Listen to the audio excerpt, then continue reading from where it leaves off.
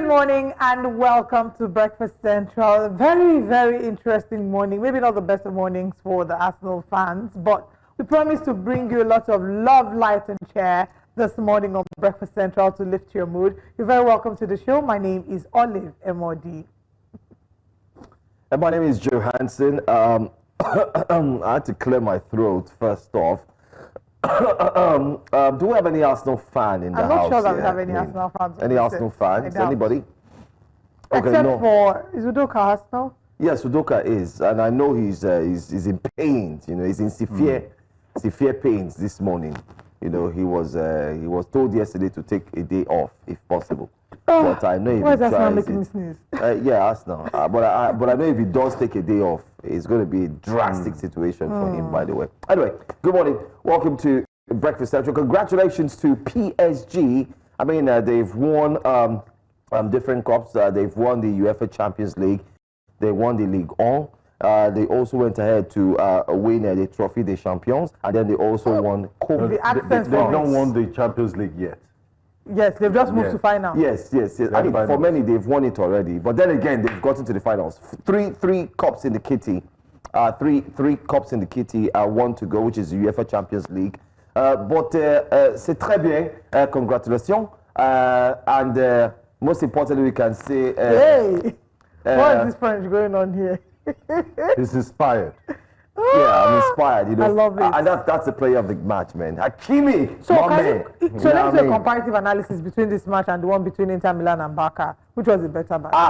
The Inter Milan is one for the ages. That Inter Milan and Barcelona's game was it's like a final. We've not seen that game in years. It's reminiscent of Nigeria-Brazil. Yeah. In the Olympic Games in 1996. I wonder where some of you were. I wasn't born yet. I'm a Gen Z. Okay. Oh, you weren't born in 1996. Wow, you just reviewed. I remember. I think I was still a baby. I'm a young girl. I was still a baby. I was not born yet. That's my story, and I'm sticking to it. Yeah, I watched it nicely. It's good to see you guys. It's Thursday. It's the eve of the weekend. Yeah. So I'm kind of like excited. Like I thought you're usually sad on weekends. Like I told you, it's bittersweet. Yeah. So this is the sweet part. But when you guys now leave on Friday, it'll be the bitter part. Okay. You're welcome to Breakfast Central. This is where we bring you all the news, information, insightful discussions, and analysis on the biggest stories in Nigeria. And maybe very soon we would have to include an international segment because we don't live in a bubble. The world is a global village. Nuclear-armed Pakistan and India are about to go toe-to-toe, but I know they'll de-escalate. Hopefully, it won't get to the world is going through too much pain. And if you have beef, I mean, take it out on the cricket turf. Yeah, because they are very serious cricketing nations and rivals. Let's not kill people. All right, let's begin our stories this morning on Breakfast Central. Of course, Wake Up Conversation starts now, and if you'd like to react to any of the stories, remember that you can engage with us on our individual handles as well as our social media handles. We begin with the story about the factional NANS president, Issa Atiku. Comrade Issa Atiku, of course, alleged being brutalized by certain people. He alleged involvement of Seyi Tinubu, the son of the president, and then talked about how the day of his inauguration, they had come in and given instructions. Seyi Tinubu had given instructions that they dismantle and they do not allow them to gather. If you recall this video, he did say he was beaten. His naked videos were taken by the police, taken by some thugs, and that they had threatened him, telling him that he cannot do anything about it. That he even indicted the MD of NTA in these allegations. And if you recall, when we had this conversation, the one thing that was key that we kept saying was that an investigation needed to occur. It shouldn't be one of those things that will be sensational news swept under the carpet. And why an investigation needed to happen was either to confirm that what he's saying is the truth so that the parties named can face the law, or that what he's saying is a lie so that he can face the law for criminal defamation. Now, reports reaching us is that Atiku Abubakar Issa has now put out a public apology on Facebook. And it reads, please permit me, dear Nigerians, to set the record straight regarding my video that went viral across social media platforms. In the video, I allege that the son of the president, Mr. Seyi Tinubu, and the Minister of Youth and Sport, Ayodele Olawande, invited me to Lagos. I further stated that the minister and I hugged and thereafter offered me 100 million naira to support President Bola Ahmed Tinubu, but that I rejected the offer.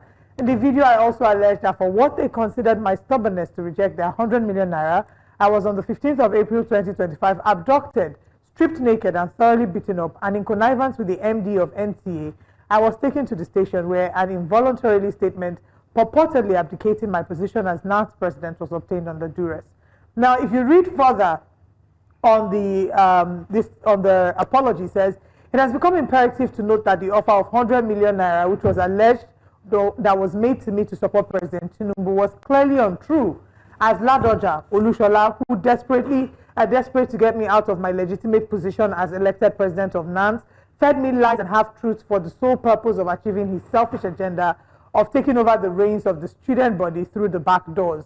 It was also Ladoja Olushola who warned me that Mr. Seyi Tinubu could order my killing and thereafter instruct the IGP, Mr. Kayode Egbetokun, to bury the matter.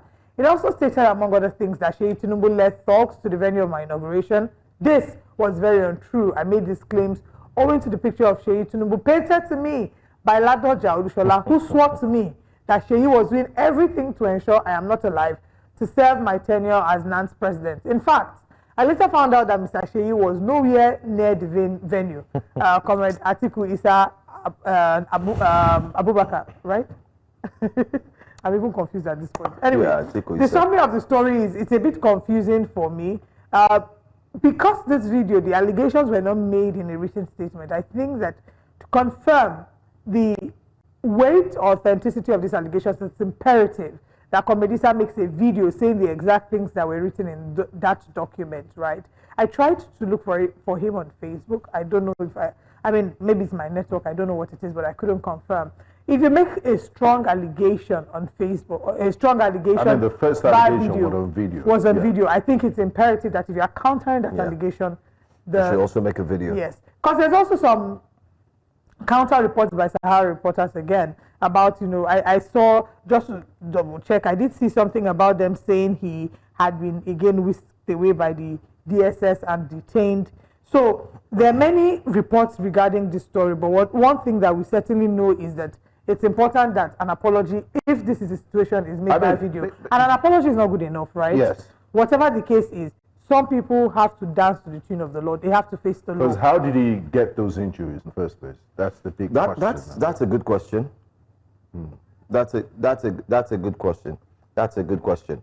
I mean, just also to confirm, I mean, information reaching is that he's also been picked up by the DSS. That is exactly what I was saying. So that Sahara reporter said that. Yeah. I recall that yesterday when we had the former Senate president of NANS join us on the show, he said that he questioned the authenticity of Comrade Atiku, saying that, one, he's not a NANS president, he's a 100-level student. Two, that he was announced by Sahara reporters. He alleged that Sahara reporters was behind engineering whatever is going on with him, that he was not a duly elected NANS president. So Sahara reporters now revealing this, you know, of course now makes a number of people bat eyelids and say, what is the true story? Honestly, exactly. I cannot say I know what the true story is. At this point, we don't know what the true story is. I don't know exactly. I don't know what the true story is. And anyone could have released that statement, like you said. So I guess we'll wait. And I don't understand what the invitation from the DSS is. Maybe to clarify issues, because these, I mean, the names of the personalities that were named are really important personalities in Nigeria. They want to get to the bottom of it. I really hope the investigation will be unbiased and thorough, so that we can get to the end of this. That is, if we do confirm that he has been whisked away by the DSS, yes, but we don't have sufficient information to prove that. That is also true, because we can't take things from the surface value anymore. Anyway, names have been mentioned. I mean, he bandied certain names here and there. He did mention the son of the president, who took to his own Instagram page and put up a statement. Seyi Tinubu had put up some posts as well.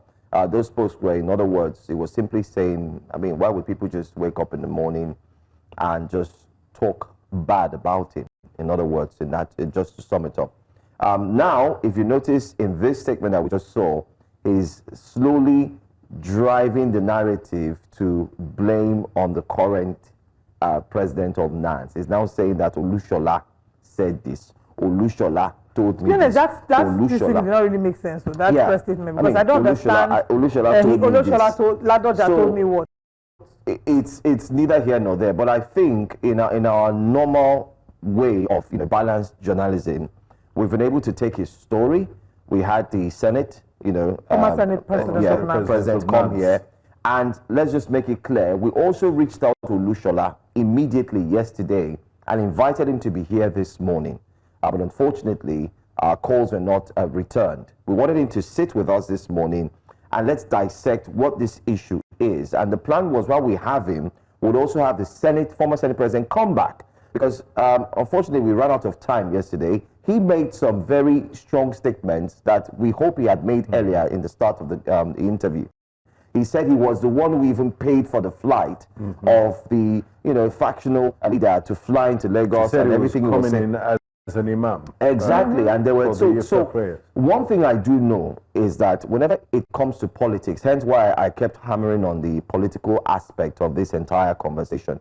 When it comes to politics, you would have people who I rather would call them the buyers. You could buy them and use them to ostracize or cause issues, within different political parties and break their fabrics.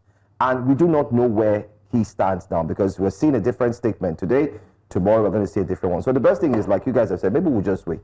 No, there has to be. And we also have to do a bit of investigation. There's a saying that if it's raining outside and Party A says it's raining, Party B says it's not raining, our duty as journalists is to go outside and find out if it's raining. Well, we're nominating you to go outside and find out if it's raining. So please, you have to give the us ball is in your court. Tomorrow. I need transport to find mobilization fee. You need mobilization fee. Wow. The last time I checked, I think I gave you 100. Yeah, but this is really, really serious. I mean, you saw the grievous bodily harm on his body. He was battered. He had blue eyes, and the same person.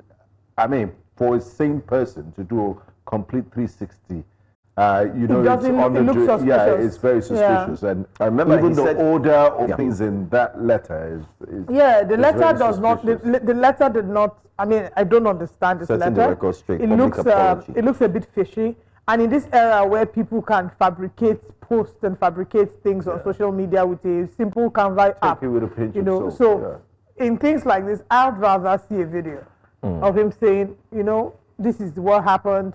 This is the situation. I did not make this under duress. But regardless of what he says, I think it's imperative that law enforcement does their due diligence, and if it is found out that the names he has mentioned were actually true, they should be made to face the law. And if it is found out that he told a lie, he should be made to face the law for criminal defamation. Absolutely. Anyway, well, let's move on to our next story, though. Absolutely. That next story has got to do with a response that many Nigerians have been waiting for. It will be recalled that sometime we're here last week, where 2023 presidential candidate of the now embattled Labour Party, Mr. Peter Obi, had come out to speak at a gathering, of course, and that didn't go down well with the current political leaders, of course, those at the helm of affairs. Governor of Lagos State, Governor Babajide Sanwo-Olu, came out and said that Mr. Peter Obi was demarketing Nigeria while he was speaking, making a speech. And he gave a list, which is what you see on that tweet there. One of it was that he said he made unflattering remarks, not just about the incumbent Nigerian government, but also, most importantly, about Nigeria. And Mr. Peter Obi has decided to, kick back. Respond to him. And not just hold your thoughts there, Joe.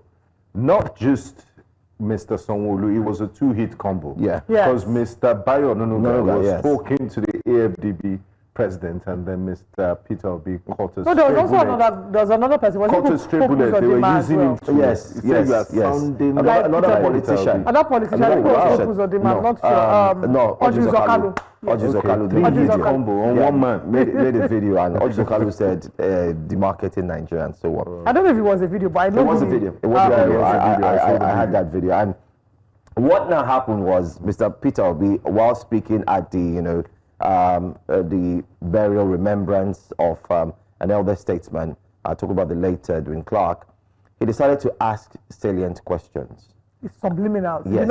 It was the way they say on social media. Yeah. Catch yourself. Exactly. And those questions are not just as a response to what has been said on him demarketing Nigeria. Food for but thought. they were, that's think. it. They're questions that will make you think. January 2012, remember the hashtag Occupy Nigeria, which was led by prominent Nigerians, including the current President Bola Ahmed Tinubu, Professor Shoyinka was there. legal luminary, of course, senior advocate of Nigeria, Femi Falana, Noble laureate Wole Soyinka, not forgetting the entire civil Kuti, society, and then in Nigeria, even men of God and so on gathered together. Pastor Bakari was there. And they shut down the economy, because fuel subsidy was removed from 85 naira, was going to 120 naira, which was a surgery that Nigerians would have been able to heal from in time. But I hope we have the video. We're able to see if we could get a little clip of Mr. Peter Obi, where while he was responding, he also asked key questions. Let's see if we have that video. 2 days ago, and people said I'm demarketing Nigeria. When it's true to be demarketed, one bank has just shown that 75% of Nigerians in rural areas are poor. Is one bank demarketing Nigeria? UNICEF 2 days ago released that Nigeria now have over 2 million malnourished children, the second highest in the world. Are they demarketing Nigeria? Let's face the reality. Their labor is in vain. We have a country now that is not democratic. We are not a democratic country. Let's tell ourselves the truth. Is the election that happened in Edo, is it democratic? Just the last election in Edo.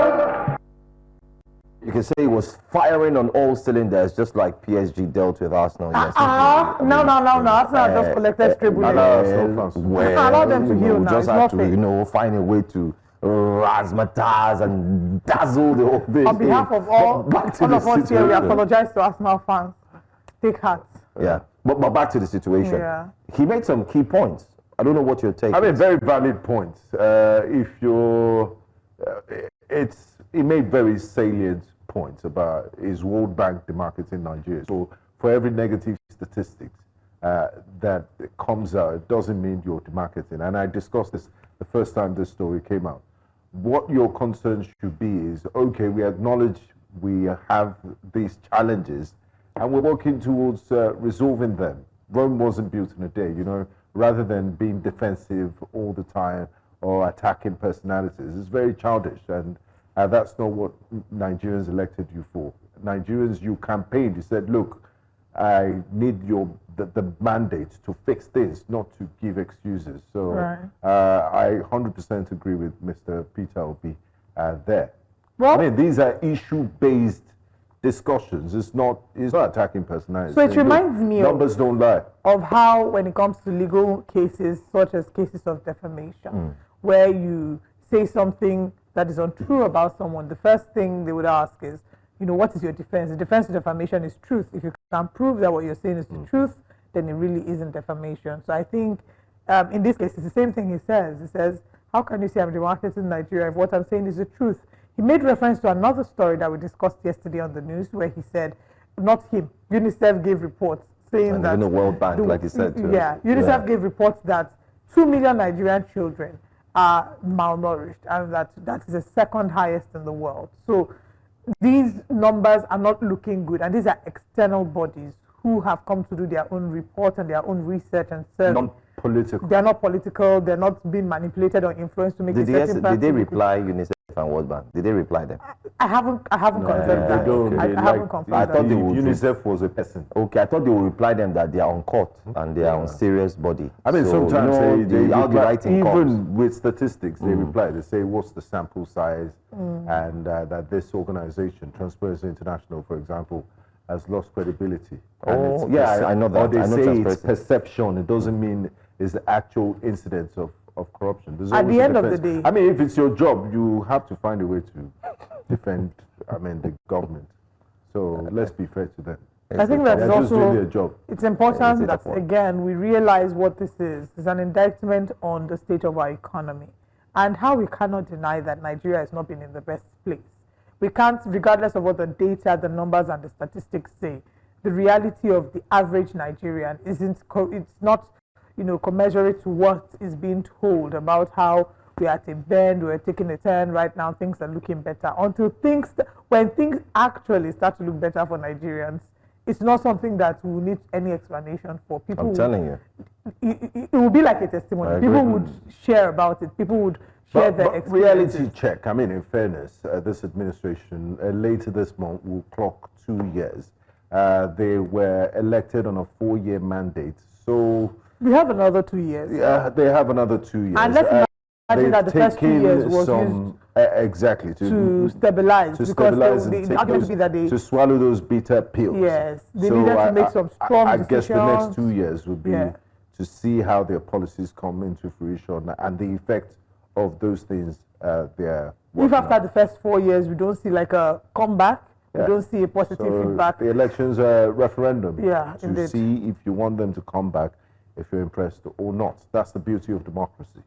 Right. Well, while you guys are saying you're waiting for them to come back, don't forget that the politicians have already endorsed that they are coming back. So they've moved to the But APC. how many votes Whether they you like have? it or not. Governor Eno of Akwa Ibom State did endorse Mr. President. It's a few others have done it, but at the end of the day, you can endorse, but you're only entitled to one vote. You might influence based on your capacity and your standing in society, but at the end of the day, you can only give one vote.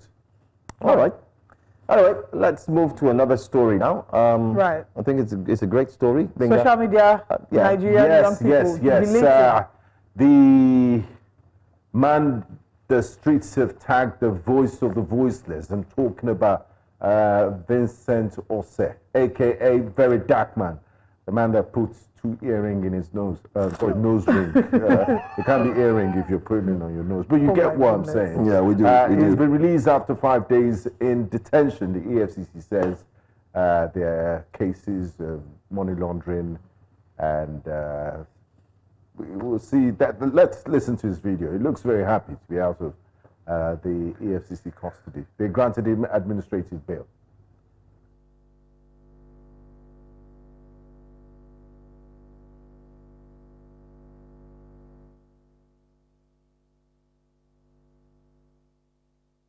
This is lawyer just to Deji Adeyanju, just to highlight, to say that how can EFCC accuse him of fraud when he doesn't have money, he's in debt.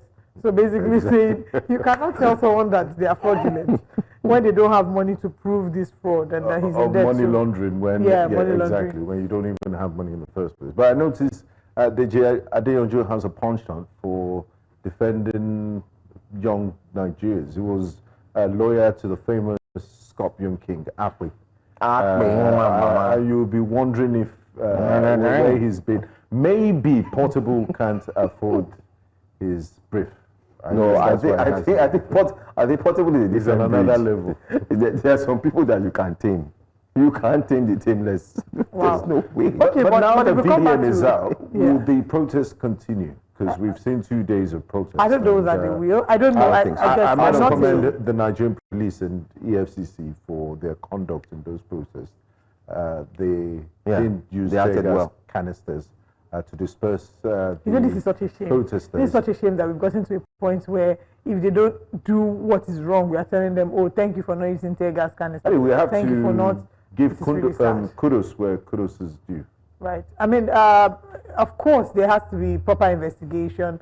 There is a protocol by which people who are arrested should be brought before a court of competent jurisdiction. We have laws that guide how arrest and how arrest should be done and how people should be brought to court. And it will be great that in the coming subsequent arrests, and I'm not just talking of VDM, and hopefully they don't arrest him again, I'm not saying that. But I'm saying generally, if they need to arrest people, that they make their arrest, bring them before a court within the time frame. And we also don't have to keep seeing communication. things like this. Your public institution, you owe the people a duty to inform them of what is going on. I mean, you see what happens in other crimes. Yeah. In the same day, a press conference will be held and they will say ABC. Why do you leave things on the mystery? Why do you have to act like you're in a Gestapo state? It's really unnecessary. They have We rights. need to hold our public office, our Law institutions need enforcement to agents. act right. and within the ambit of the law. Martins Ose has rights. Anyone who's arrested has rights, and those rights need to be upheld in the way and manner by which law enforcement make arrests and quote-unquote detain. The way in which we see a lot of detention is not according to how it's, what is expected. It feels like law enforcement arrests first, does their investigation whilst you're arrested, and then they can now decide whether or not they have a prima facie case against you. What is expected is, as you're making your arrest, you should be able to bring them to court within a very, very short frame. I think it's 24 to 48 hours. But congratulations to Very Dark Man on coming out, and we will, of course, bring you more updates regarding that and what the next steps are. But as we wrap up conversations, I mean, there's so many stories that we're looking to explore this morning on Breakfast Central. Of course, the Edo State House of Assembly, Speaker of the House of Assembly, has decamped to the APC. Again, what we're seeing is there are repeated stories of decamping. Edo State borders Delta State, if I'm not mistaken. Yeah, Bendel. They were both part of the same state before. So the defection hurricane is blowing. It's eating into the south. We should have actually captioned that hurricane defection. It's coming into the south. So before you know, it's going to go from Delta, Edo. Of course, Akwa Ibom is not far away from there, so it's looking at that area. So in other words, ahead of 2027, the entire south is going to be at least predominantly APC. From permutations, so to say, from permutations. Like so yeah, it's looking that way. But the north has said they need 6 months. So did it 6 months or 6 weeks? 6 months. So they have barely like 5 more months to go. They said they still need to do some form of consultation, and I do before they would decide. I also don't think the north is one monolithic block, because there are power brokers there. There's the Atiku Abubakar, there's Kwankwaso.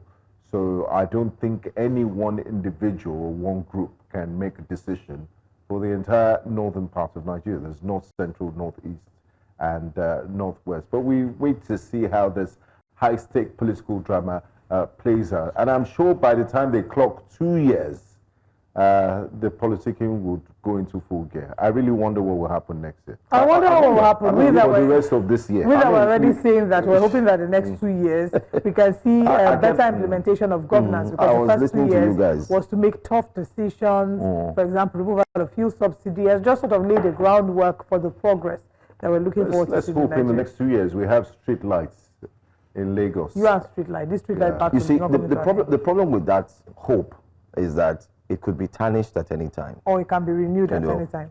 I don't know about it being renewed, because till now, some streets are still dark. In short, even the Lekki is dark. Relax. Everywhere is dark. We're coming all the way. If you pass the Third Mainland Bridge, the Honorable Commissioner was here. It's dark. He apologized and he said they will do something about it. He apologized. We don't know.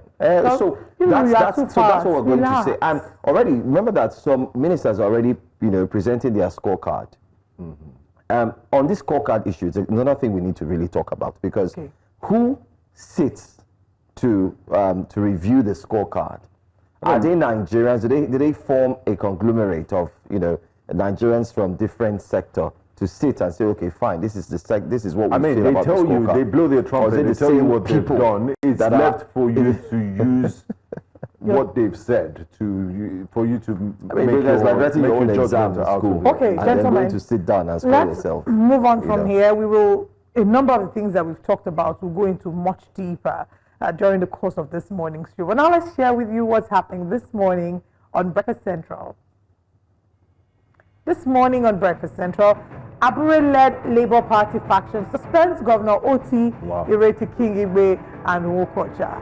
Fire for fire. Federal government kicks as Pat Utomi creates shadow government. He joined us sometime 2 weeks ago to talk about the protests that will happen up until December. Ministers of Defense and Environment present scorecard, and DSS examines second witness as Nnamdi Kanu's trial begins. The newspaper front pages will be reviewed this morning. Join us for all these and more on Breakfast Central.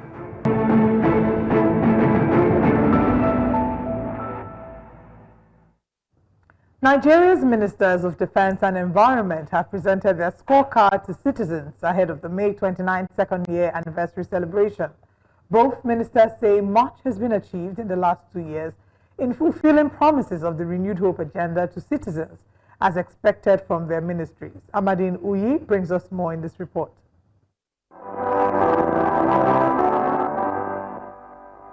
In attendance were officials from the Ministry of Information and National Orientation, the Ministry of Defense, and the Ministry of Environment. The Minister of Information and National Orientation says that the forum presents an opportunity for the ministers in attendance to present their key achievements to citizens in the last 2 years. This forum presents a vital opportunity for both ministers to update Nigerians on key achievements, ongoing initiatives, and policy directions of their ministries. He expressed optimism that citizens will be informed by the Minister of Defense, the Minister of Environment, and the nation's armed forces in achieving their key objectives. I am confident that Nigerians will hear of the laudable effort of our armed forces in protecting lives and property, as well as in countering insurgency, terrorism, banditry, and other forms of criminality throughout our country. Similarly, we will be fully updated on the key milestones of the Ministry of Environment, especially our nation's ecosystem and other green initiatives being championed by the Honorable Minister. Both ministers took time to highlight some of their achievements. We all know that Nigeria is facing a critical situation as far as our forest is concerned, because Nigeria is regarded as one of the countries that has the least forest cover in the world, because our forest cover is far below the minimum, which is 25%. Our own is far below 10%. So under this administration, we have gone ahead to see how far we can regrow this forest, how far can we move into addressing the issue in our forest. So the first thing that we did is try to plant trees, encourage people and youth and women to plant trees. In collaboration with our international partners, we have also enhanced intelligence sharing and deploy advanced surveillance technology in the Lake Chad region, improving our cross-border response capabilities. Over the past 2 years, our ministry has made significant strides in enhancing national security, modernizing our defense capabilities, and promoting regional and international cooperation. The Minister of Information and National Orientation assured citizens that all cabinet ministers will be given an opportunity to present their scorecard to Nigerians. In Abuja for News Central, I am Amadin Uyi. Very interesting report there by our Abuja Bureau Chief, Amadin Uyi. And the ministers there giving their scorecard and telling you what they have done, the progress that have been made, and what they truly will be bringing to the table for a renewed hope agenda. But you would recall, guys, that sometime in October 2024, President Tinubu had sacked, about 5 ministers in what, was termed as reshuffling. And while sacking 5, there was also an appointment of another 7, of which you had the former Biafra, you'd say, of course, Ojukwu, the wife. Yes, she was also appointed. Bianca Ojukwu, she was also appointed. Who also was there, exactly, yes, in her own right, having had experience of service as well. There was also the sack of a new creation of Ministry of Tourism. She was let go. There was also a change in education. There were a few changes made. Yes, of course. Exactly. And we still don't know what's going on with the investigation. No, Better Edu's case is still one that is inconclusive as we speak till today. Nobody really understands what's happening. It's under the file, inconclusive. Yes, nobody has said anything about that. I think the last communication we had from EFCC was that they are looking into it. They'll be looking into it from time immemorial. And they are still gathering till information. now, and we will play the Champions League finals. Nothing has happened, because it takes more to set up a football game where people come to play than to investigate what is right in front of you. But that's that. Talking about the ministerial scorecards, I mean, one of the positives I can take from that exercise is that at least there's a communication between the government and the governed. Just listening, people would understand that all these billions that go to all those ministries and agencies, what are they used for? You heard the defense minister there saying, you know, they brought surveillance equipment to monitor the Lake Chad Basin and things like that. So if you do that for all the ministries, you have a sense of governance, because communication drowns in all the noise and in the news cycle that we go through every day. So for you to, I mean, this ministerial briefings gives us an opportunity to hear first and accounts. It reminds me of a sort of judgment day, or when you get your report card in secondary school. Yes, what have you done this term? What are your achievements? And all of that. And I'm sure the presidency is also taking note. I'm wondering if there will be another cabinet reshuffle. Do you think they're really taking note? It takes a lot of efforts to put this together, and all the ministers compulsorily have to attend and present their. But unlike the one we saw that happened last year, which evidently led to the sack of 5 ministers and the reshuffling of about 10, we did understand that after those presentations were made, there wasn't any feedback from the presidency that said, okay, fine. Possibly there was another communique that would have come from them to say that we've received, you know, and we've seen your scorecard. However, we're also going to mandate 3 things that you are able to, from your scorecard, we would like to see timelines between this and this and this. I mean, if Nigeria the communication was the reshuffling of the cabinet. And yes, but if Nigeria were a company, let's be honest. If we have what we call, of course, you know, every year, you know, employers have to look through their employees and see how they are doing. Is that not so?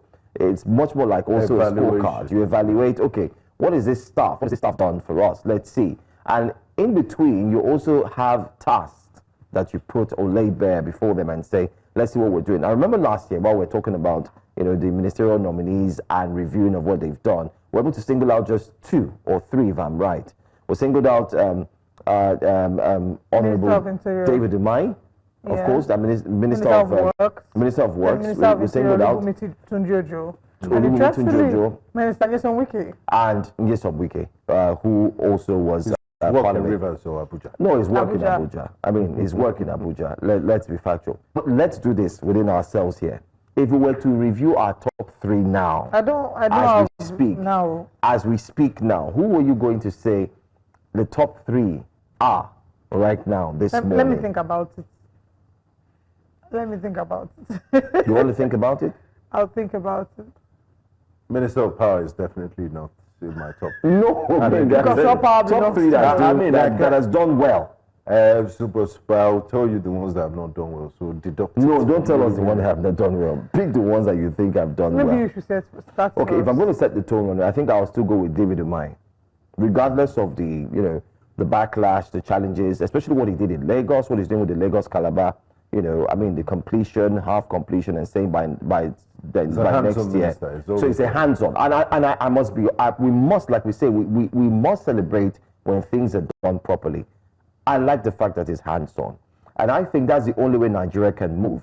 If you have someone who is in charge and that person is hands-on, and I think I'm going to, you know, pick him as number 1 for me. Number 2, I think. Honorable Lubumi Ojo has been quiet all of a sudden, especially. I think it was blowing hot when he started, but so far so good.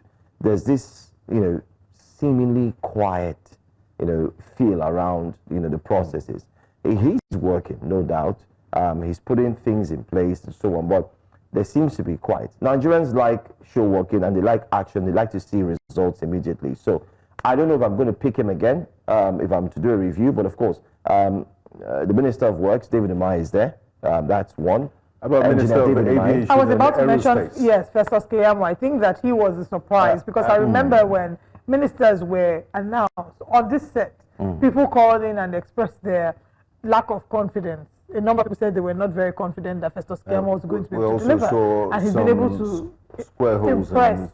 Yeah, he's been able to impress so far. So what has he done? With the you know, the changes that he's brought to the aviation sector in terms of, well, so him and Olubunmi Tunjojo, if we're looking at, for example, the renovations that happened at the airport, are we going to credit those to Festus Keyamo, or? I mean, the renovation started in the Buhari administration, but he's been able to work to improve on that and continue the work. At least we're not seeing a drawback. But my question would be about the aerospace part of this portfolio. Why have we not? He said Nigeria will. Why have we not sent people to space? Why have you not sent him to space? Send people to space. Is the aerospace just for the nomenclature sake? Why is it called the Ministry of Aviation and Aerospace?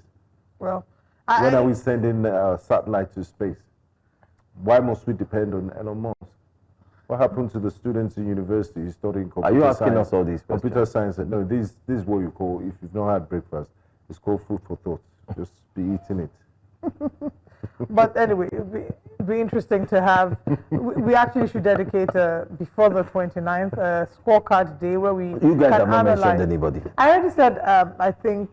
I mean, I told you I'll think about it and get back to you. Okay, so you think about it, right? I can't believe this. I can't believe this. No, you can't believe what? I'm not super impressed. I mean, they're doing their job. Maybe Mr. Dave Umahi, because personally, I've seen renovations on 3rd Mainland Bridge and the work they did last year. You don't need to think about certain things if it's there. But it's obvious. No, it's obvious that it's not there. No, there are certain people that their names came up last year, that their names will still easily come up this year. Like you mentioned, e.g., Engineer Dave Umahi, his name will easily come up again. Because, of course, you can see the work that has been done on the roads. Certain people's name will come up. Even Olubunmi Jojo's name will still come up again. Festus Keyamo's name will come up. So I think there are some names that will come up. I can't generally say, a number of them have stood out. There hasn't been like a lot of work and a lot of noise, which is why we have the scorecard presentation.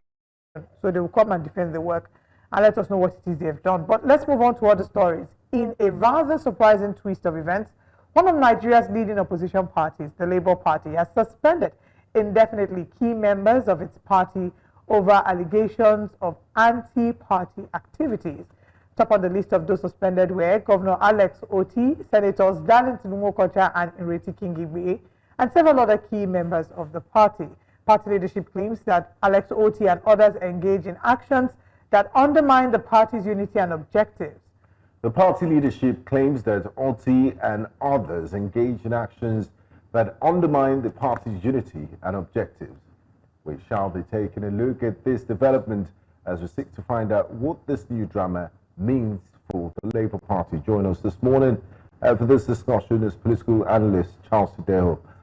Warm welcome to you, Charles, and thanks for joining us on Breakfast Central. Thank you very much for having me. I appreciate the fact that they decided to also bring me back to your screen this morning. Thank you. Charles, what's your initial reaction to the news of the suspension of this key members of the Labour Party by the Julius Abure faction? Are his reasons justified? You saw that I chuckled.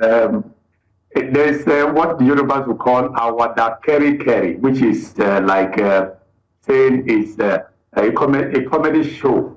That's exactly how it sounds to me. Look at Labour Party from nowhere in 2022 sprang to the forefront, yes, in the manner of speaking, and then became one of the parties to beat in that election that took place in 2023 that brought Tinubu to power. I mean, Labour was almost on stage. I mean, it was almost on stage in the APC because of their very good showing, and then the obedient movement, the factor of the obedient movement that the young men and all that they all brought to bear in the good fortunes of the party. But look at what you're hearing, and how can you if you decided to do something, you are sacking the only governorship you have, or governor you have in the state. Labour has just had Otti, right? Otti in Abia state. You did this. You went ahead to sack the only governor you have. I mean, who does that? That's why I called it awada keri in the beginning, because for me, it's like a joke that has been taken too far. And Labour has just decided to shoot itself in the foot It's like their Labour is on a mission of, that's what they call a self-destruct mission. And just like PDP, that has found it very difficult to be able to bring his house in, to put his house in order, is what is also happening to PDP, to Labour. And I think there may be some masquerade. The masquerade are dancing in the marketplace. There may be drummers that are in the bush that we yet do not know who they are. But it is not a good thing for Labour to do this, because it might bring about maybe a demise of that party in the manner of speaking. Well, it seems like there's a lot to deal with. But what's your take on all of this? You mentioned the PDP. Now we're seeing the Labour Party. But nobody is really talking about let's talk about INEC. Let's also talk about the Supreme Court's decision and the need for INEC to have implemented that, decision made from, the Supreme Court. We have Julius Abure's faction. We also have Senator Usman's faction, and the two seem to be coexisting. And Lamidi Apapa too. And Lamidi Apapa, of course. So let's put it as maybe a threefold. They seem to be existing independently. And what does this tell on Nigeria's judicial system? Well, the judicial system also has this problem, because sometimes I always say they should deliver their judgment more in the English language. Sometimes they speak out of their Latin, and also sometimes you see that some of these judgments they give them and they are ambiguous. Okay, ambiguous on the one hand, when you say the status quo must be status quo ante must be maintained. The question is which one is the status quo? Is it that Abure is the status quo ante that must be maintained, or that Abure sacking is the status quo ante? So, and when the court even comes out with this, the CTC, the certified true copy, sometimes you find it difficult to even understand what the court is saying. So, the judicial system is also part of the problem we have in the electoral system.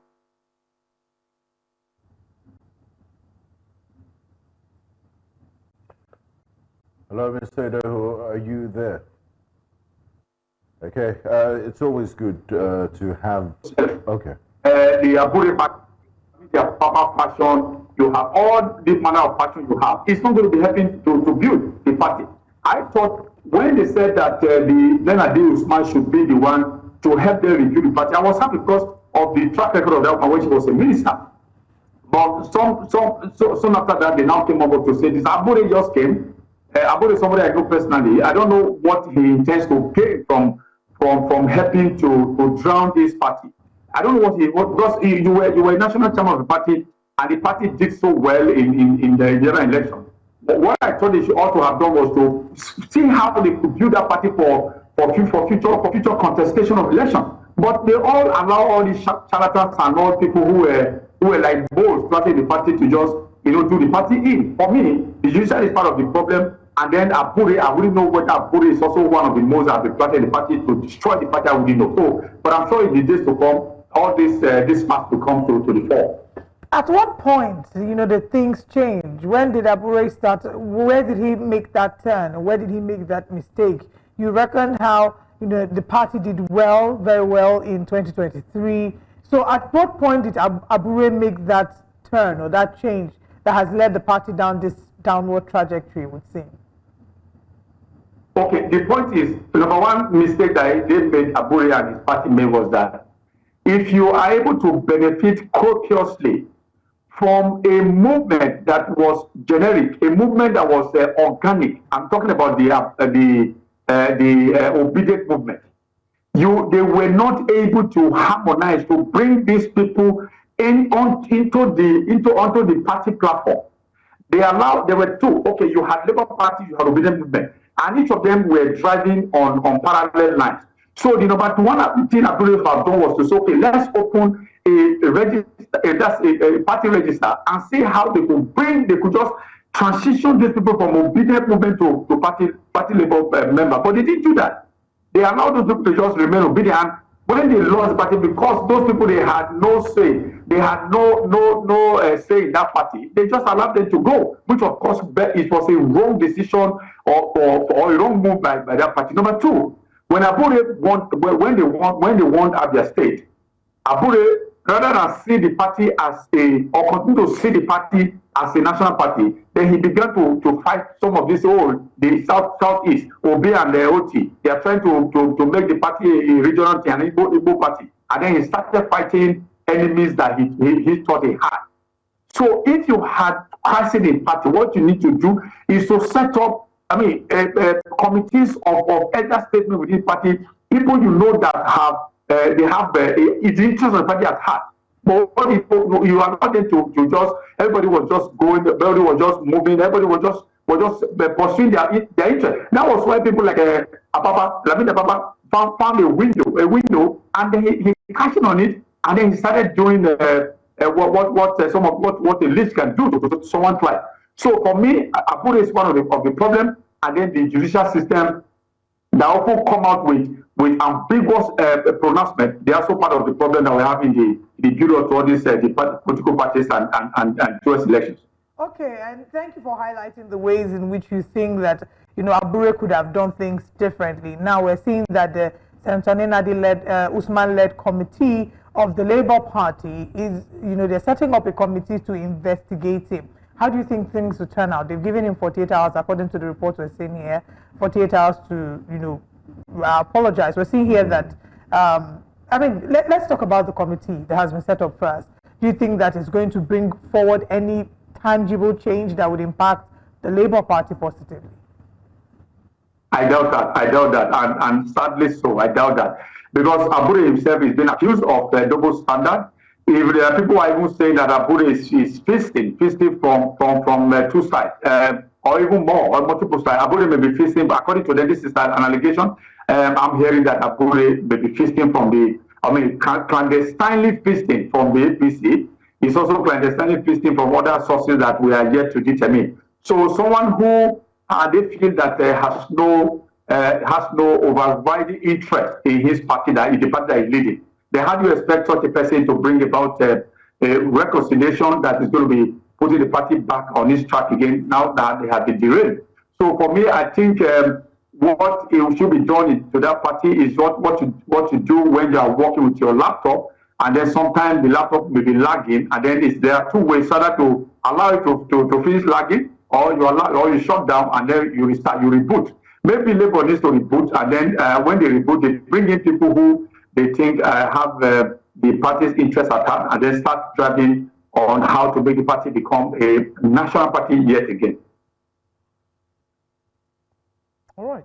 Anyway, you said a lot. You've looked at this from the intrinsic point of view, but let me also mention that we do have a guest who's joining us. We also have Mr. Abayomi Arabambi. I'm sure that name rings a bell. He's the factional national publicity secretary of the Labour Party. Mr. Arabambi, I'm sure you've heard what Mr. Charles Adeho, who happens to be a public affairs analyst, has been following very closely the happenings on your party, especially in your party, from the Labour Party.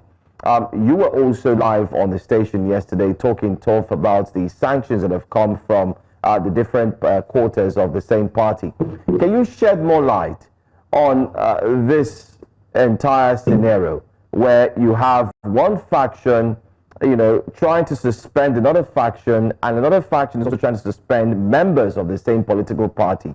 What is really happening with the Labour Party? Are you sure this party would stand the test of time ahead of 2027? Well, thank you very much.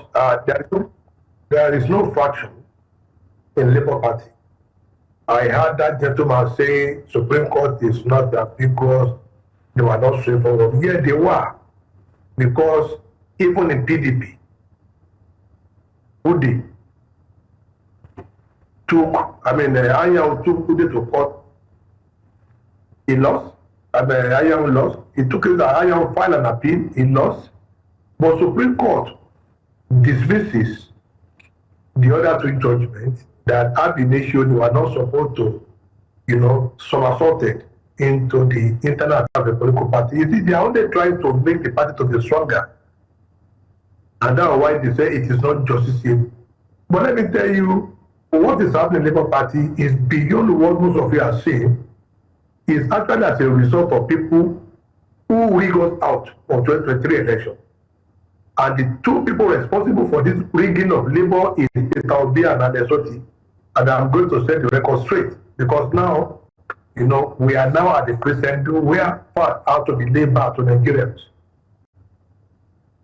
In 2023, deliberately, Peter Obi and Otti hired one Aisha Yusufu, who is not a politician and doesn't have any political background.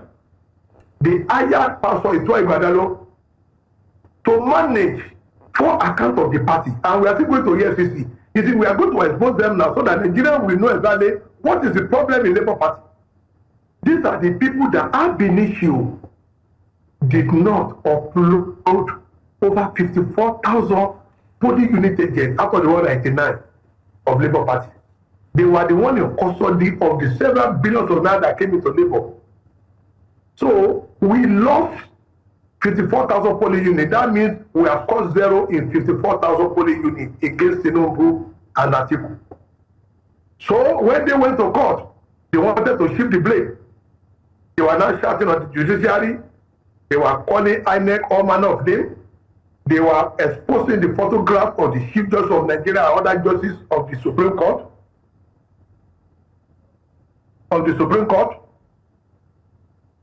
Please go ahead, we can hear you.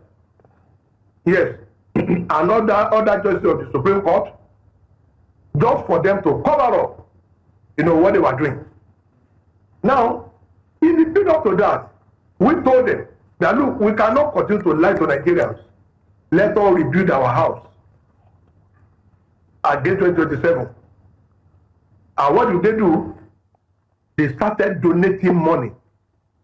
Do you know that we were unable to pay our agents? If you Google, you will hear Akiochitokun, the man that they imported from Zenny Labour into our party as the Director General when the EFCC, you know, the court to EFCC find guilty our former DG. May God, you know, bless his soul, because he's dead now. So they were not trying. The man said they were unable to pay party agents. Now, a party that was unable to pay party agents, we now have a president candidate donating 50 million, 30 million to people, which is not bad, but you were unable to pay 10,000, even to the remaining 130 something thousand agents. So they did not; those people did not release our resource sheet, and that was why we failed, you know, to go to court with our Formisio 8A. That was why we failed to go to court. But in order for them to cover up, they started, you know, manufacturing all manner of lies, especially Peter Obi. And if you see, during the governorship election in Edo State, we have a candidate. And also as well, I'd like to comment at this point so we can keep track of all these allegations. No, that is, and these are very weighty allegations. No, that is what I'm expecting. No, you see, you know, most of what they are doing is not what happens. That's what you see. I have the permission of the party to expose this illegality. What happened was that because of the stealing, because of the manifest corruption that they did, they want to cover it up, and that was what prompted Itwa Igbadalo to go and vote for PDP, his brother, knowing fully well that these were the people that kept our money for receiving to them, and we failed the election. So let me make it very clear. So why have you waited up to now before you made this allegation? The week later, part of 2023 election, we were rigged by Peter Obi and Otti and the so-called obedience. Now, so this was done. When you committed a crime, you don't need to cover it up. You need to what? To Nigerians and to the party. And all of you saw when Peter Obi said obedience are bigger than the party. That is bad, that nobody is going to take that. Where they are coming from, they cannot do that, and they cannot come and think, oh, the people here, they can lord themselves over us. And what are the people we are talking about? And Otti has run in Abia, in PDP, in APC, in faith. You came to Labour Party. They do not make our party. Party normally make individual. Individual cannot make a party. It is the opposite way around. Now, you now said, during the restraining order, do not forget, this same Peter Obi and Otti, they went to Asaba. Because Ababa was a Yoruba man, they went to Asaba to go and extend the tenure of Abure. When this issue of corruption they are talking about happens, I was the main person behind this case. They called us all manner of names simply because they don't want Ababa as the national chairman.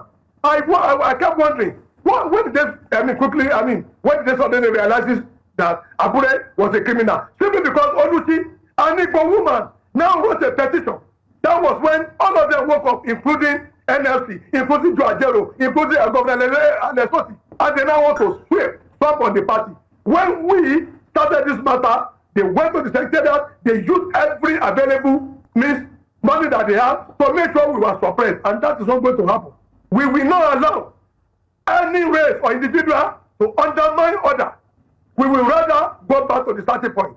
This party is not going to be made an ethnic party like Abga, where all of them are coming from. We're a national party, and the rules of our party and the rule of engagement must be obeyed. No Supreme Court, let me tell you, I found Nenadi, because the Supreme Court said it is not justiciable for court to determine who is the leader.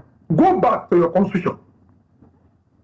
Like PDP is doing now, you know PDP want to do their neck, because as far as they are concerned, they don't have national secretary.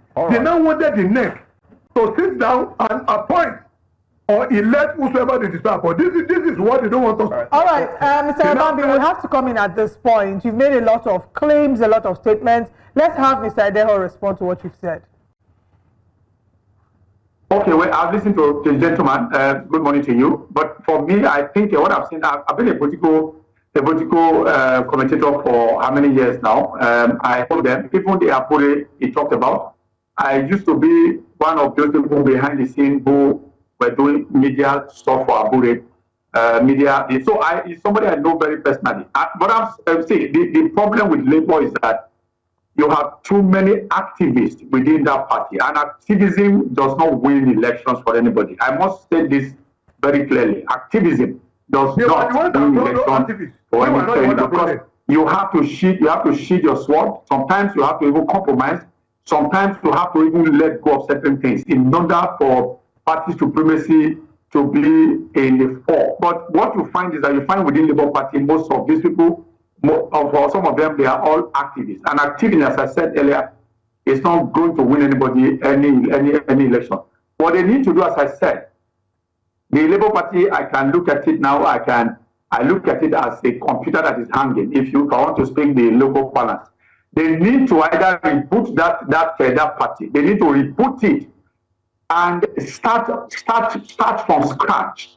The way it is right now, you have too many factions, too many personal interests. You have the Igbo interest, you have the Yoruba interest. Then I don't know, well, Abure from Edo State, I don't know if you used to be very strong in Edo State. I don't know whether you have Edo interest now. But so how would you rein in? How is it possible for them to rein in all these sectional interests and then subsume all of them under one body? It is going to be very difficult, because Obi, for instance, I understand, is also boasting that the fortunes of the party 2015 were credited to him because of the obedient movement who all fight behind him, which of course I also blame him. I blame the party for not being able to transition them into party membership. So all this, as you said, even listen to the national police secretary of the party, is also, it's like an activist as well. So they must drop all those toga of activism and play politics the way it's supposed to be. Build it as you build your own structure, like a house where you have a family. You give a room to your wife, give a room to your son, give a room to your daughter, and you all come to the dining table, and all of you will eat together as a family. Even though when in the night you all return to your respective rooms. But Labour is not having that now. Everybody is fighting. This one should be supreme. This one, nobody wants to defer to national unity within that party. It's not going to work for them. The earlier they start rebuilding that, or maybe they putting that party for them, the better. Because 2027 is here. Okay, if they are able to do it in 2025, what time would they have as a window for reconciliation? 2026 is so short, because politicking will start in 2026. So what time would they have to rebuild that party? They don't start now in order to go back to how it was pre-2023 and 2023. I'm happy you raised those points. Just before we go, if you can, in 30 seconds. Is the Labour Party ship can it be salvaged? And is it internal, or do you think it's the workings of the do we see the hands of the ruling party in the internal crisis in the Labour Party, as we've seen also in the PDP, or it's the Labour Party's own doing? Is there room for reconciliation, and can this ship be salvaged before 2027? Is that for me or for him?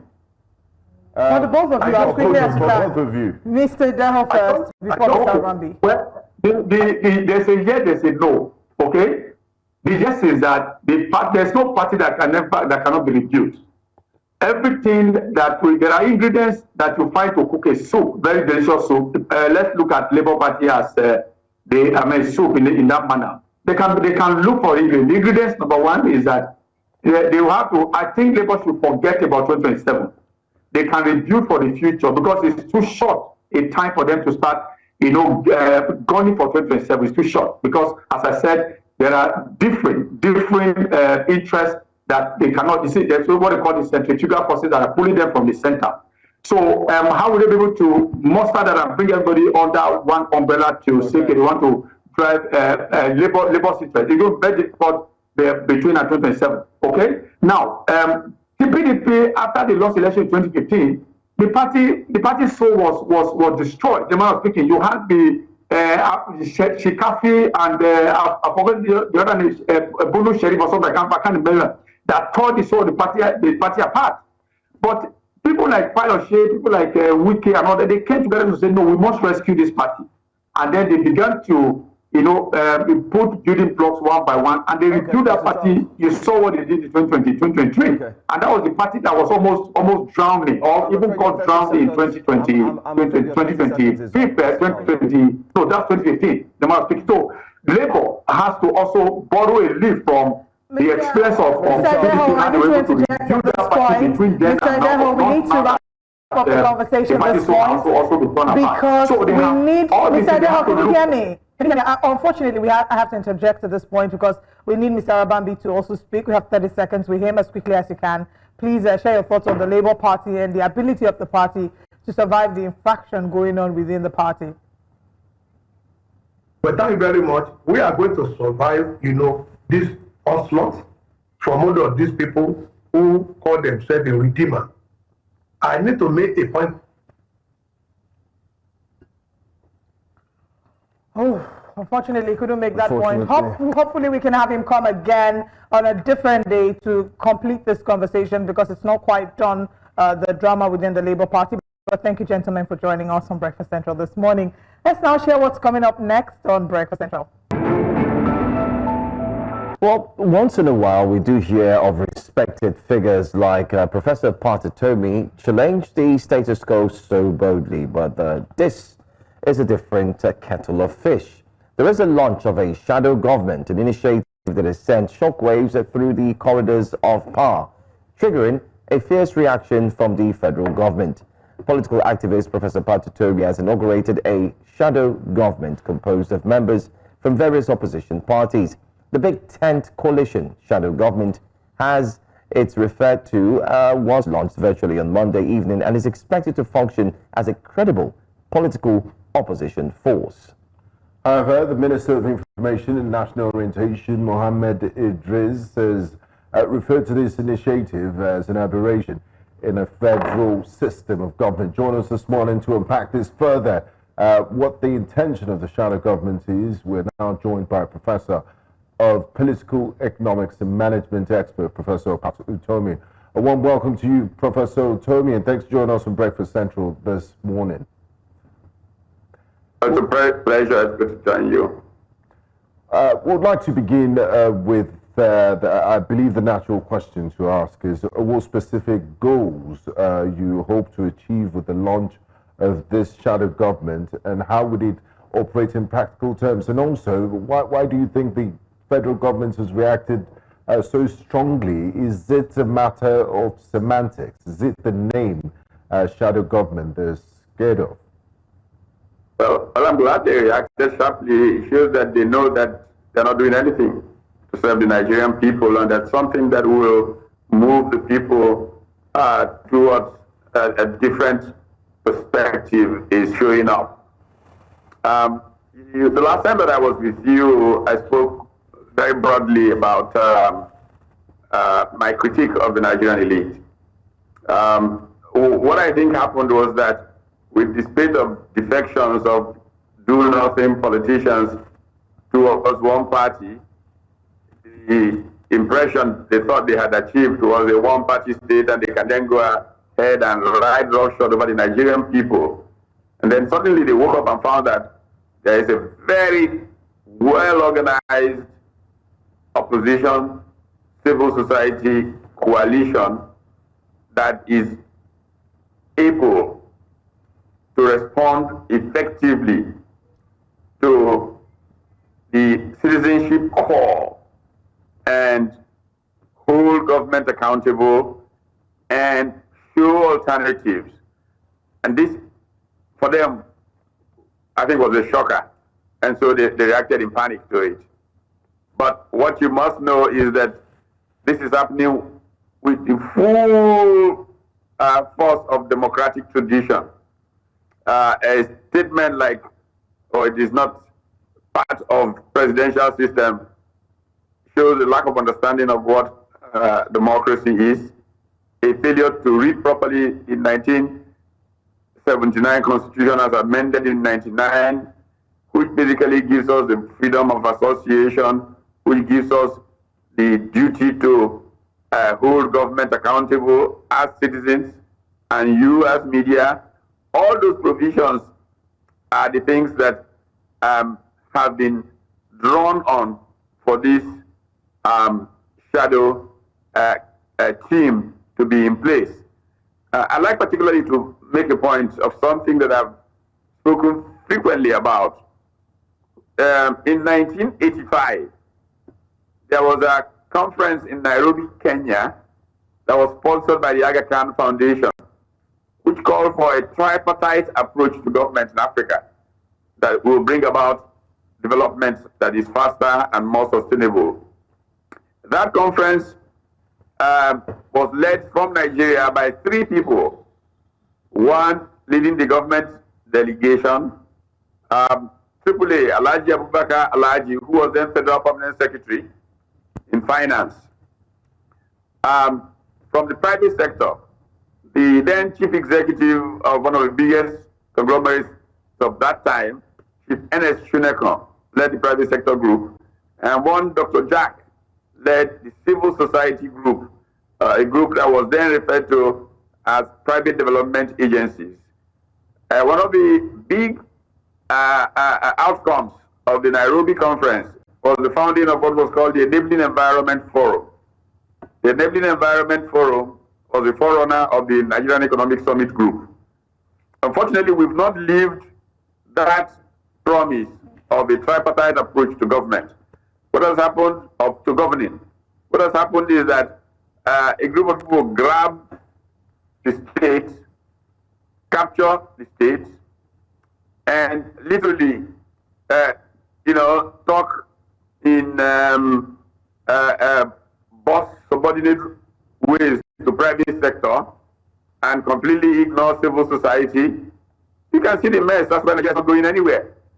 And so, to really claim the promise of Nairobi in 1985, it was important that private development agencies, the civil society, come together with political actors in opposition and try to create an alternative way to looking at solving Nigeria's problems.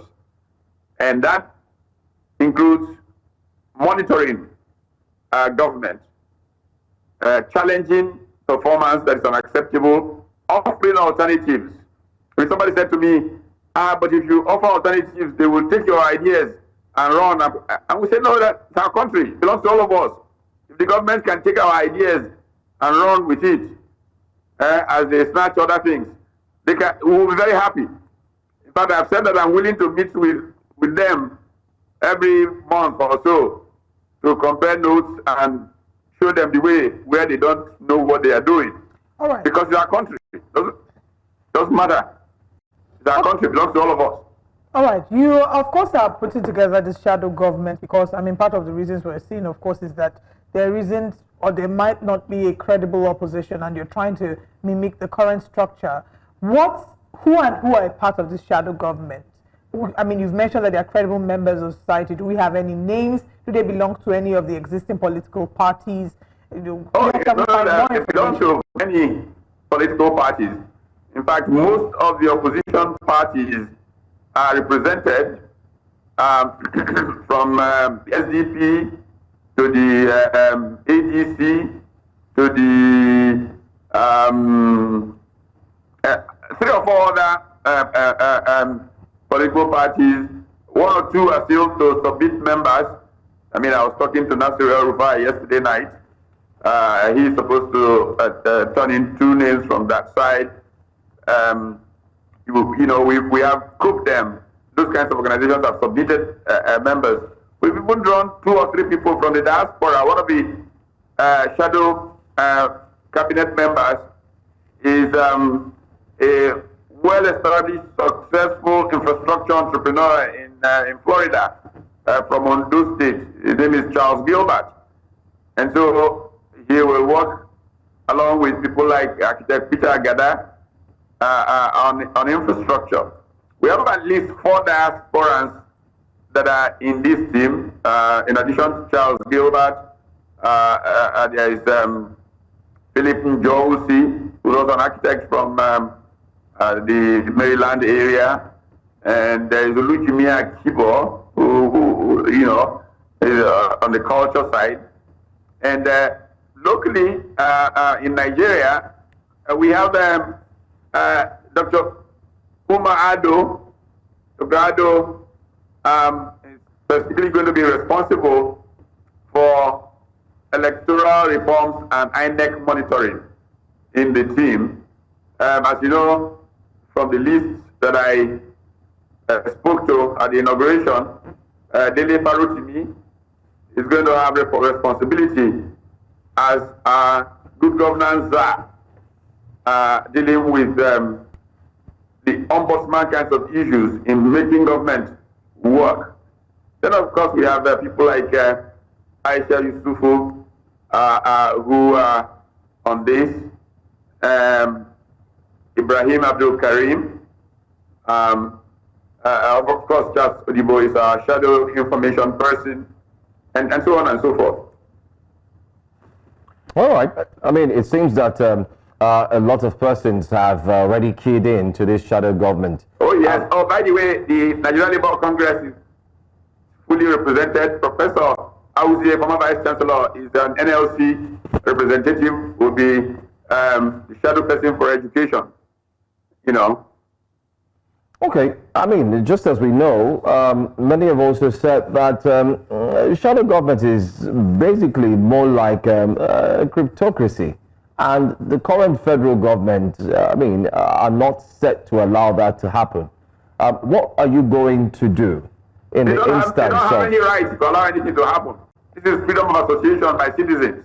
But we've seen them clamp down on those who have gone on protest. They don't have any right at all. At all. They intimidate you people with all the things they say. Where's the right? The Constitution gives us the right as citizens to associate with one another and hold government accountable. This is simply what we are trying to do. We have not formed an alternative government. We are simply citizens within our right of freedom of association and freedom of expression. Go and check the appropriate places in the 1999 Constitution where these rights are guaranteed. All right. I mean, you've said that you're not creating an alternative government, and what you're doing is just replicating sort of what the structure is and ensuring that you're providing opposition. In offices or positions where you see that they are probably doing the work that they were sent to do, or ministries or parastatals where you see that they're showing up and, you know, putting in the work, will the shadow government be able to applaud or maybe collaborate with these offices, or are we still standing strongly on, you know, its opposition from top to bottom?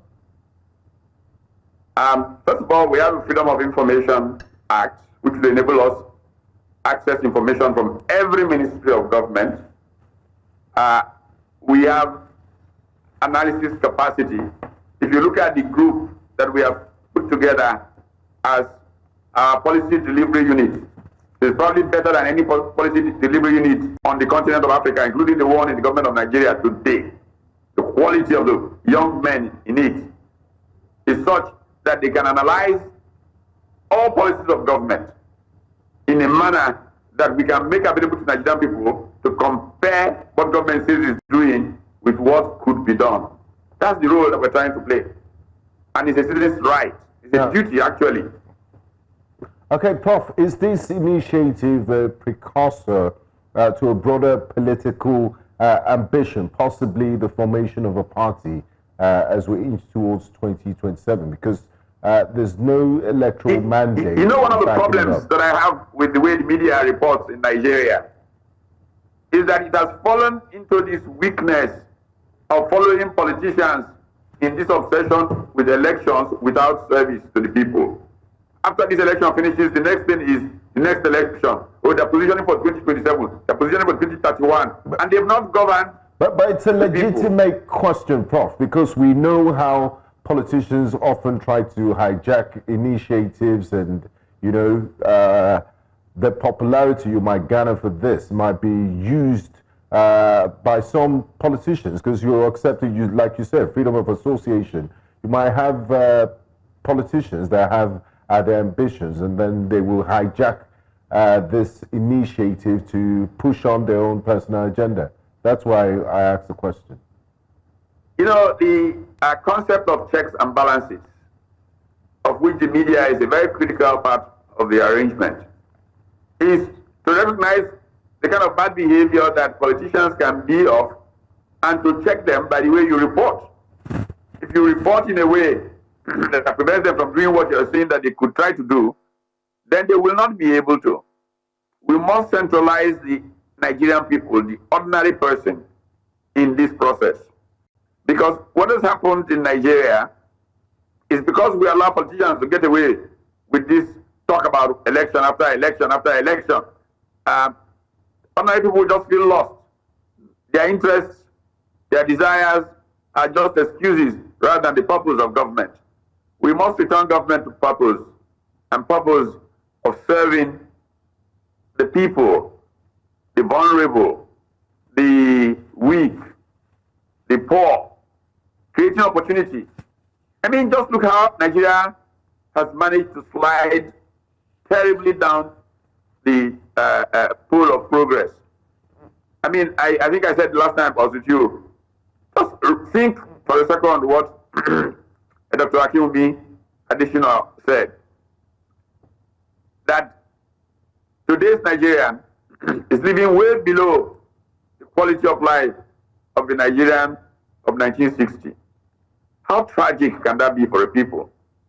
Compare where the average Vietnamese was in 1960 and where the average Nigerian was. Compare where the average Chinese was in 1960 and where the average Nigerian was then and where these people are night and day.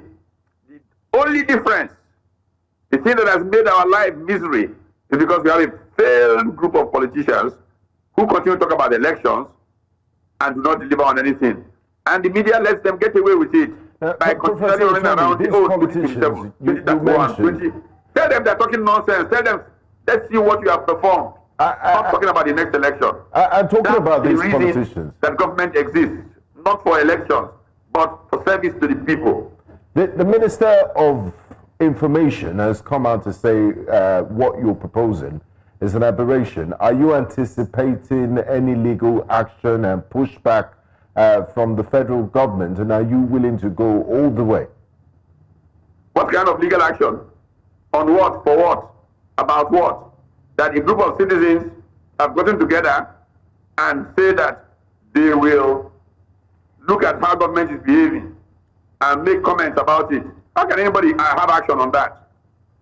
Constitution has no place about whether it mentions this or that. People can get together and call themselves whatever they want to call themselves, as long as they use it for good of society, and this is what we must do.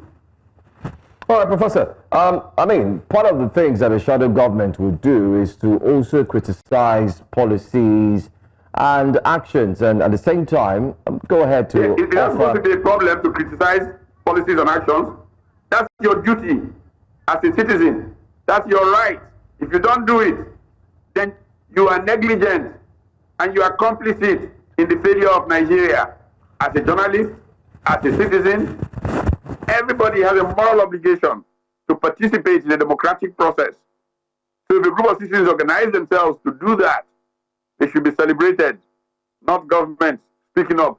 It just shows how ignorant the government is. Because if they were not ignorant, they will know that the statement was baseless. You cannot say to citizens who are getting together to say, we want you to be accountable. That is an aberration. No, that's not smart. It doesn't show that they are serious. So is there going to be a press conference and possibly an official announcement of this shadow government and a release, possibly a logo, you name it, what it is, to keep Nigerians abreast with what is coming? This shadow government will have its first meeting on Tuesday. The portfolios will all be assigned. Several have been assigned already. They will be assigned. And I mentioned some of the assigned portfolios here in this conversation. And what does that mean? First of all of the people who have specific shadows will be part of the process of picking 3 younger people who will be, technically, if you want to call them that, understudies or essays to each shadow spokesperson. That is our way of developing a pipeline for young leaders to develop them. You know, this country doesn't develop leaders, it just gets charlatans who carry ballot boxes around and appoint them this or that. And that's why we don't understand leadership. We don't see our country making progress. But if now we take each of these shadow positions, find several 30-something-year-olds who are gifted, talented, and begin to mentor them and nurture them and train them here and abroad, that they understand what leadership means, sacrificial giving of themselves for the advance of the common good, in the expectation that you will get the reward of immortality, you will get the reward of being remembered in history. Then we will begin to make progress as a country. This is what this process is about. All right. Thank you very much, Prof, for joining us this morning on Breakfast Central. We look forward to having you again, and we'll follow up with the updates regarding the shadow government. Great pleasure. Thank you. All right. We'll now quickly connect with our Abuja correspondent, Joshua Imari, who will be bringing us updates regarding the Nnamdi Kanu case. Good morning, Joshua. It looks like you're in the courthouse. What's the latest with the case on Nnamdi Kanu? Yeah, good morning to you, Olive. We seem to be lucky in the court today because we are here. We are seeing the hearing of 2 different cases, particularly the case of Nnamdi Kanu and that of Yahaya Bello. As you know, it is characterized with strong and heavy security presence, as the entire Federal High Court has been filled with security officials and DSS, EFCC agents from both security operatives. Let me give you through what happened yesterday in court during the trial of Nnamdi Kanu. So, upon commencement of proceedings yesterday, the defense counsel called forth a witness of that one of the operatives of the DSS who tendered a letter, and that letter was authored by the former HCS, that's the Attorney General of the Federation, Abubakar Malami, and it was authored on June 17, 2021, accusing Nnamdi Kanu of inciting murder, public unrest, and he was actually recommended for arrest. Now, what followed that particular letter was several videos that were played during the course. In one of the videos, Nnamdi Kanu was heard addressing his followers in what he called the blessed land of Biafra. And he announced the formation of ESN, that is the Eastern Security Network, comparing it to the likes of regional security operatives like that of Amotetu and the likes.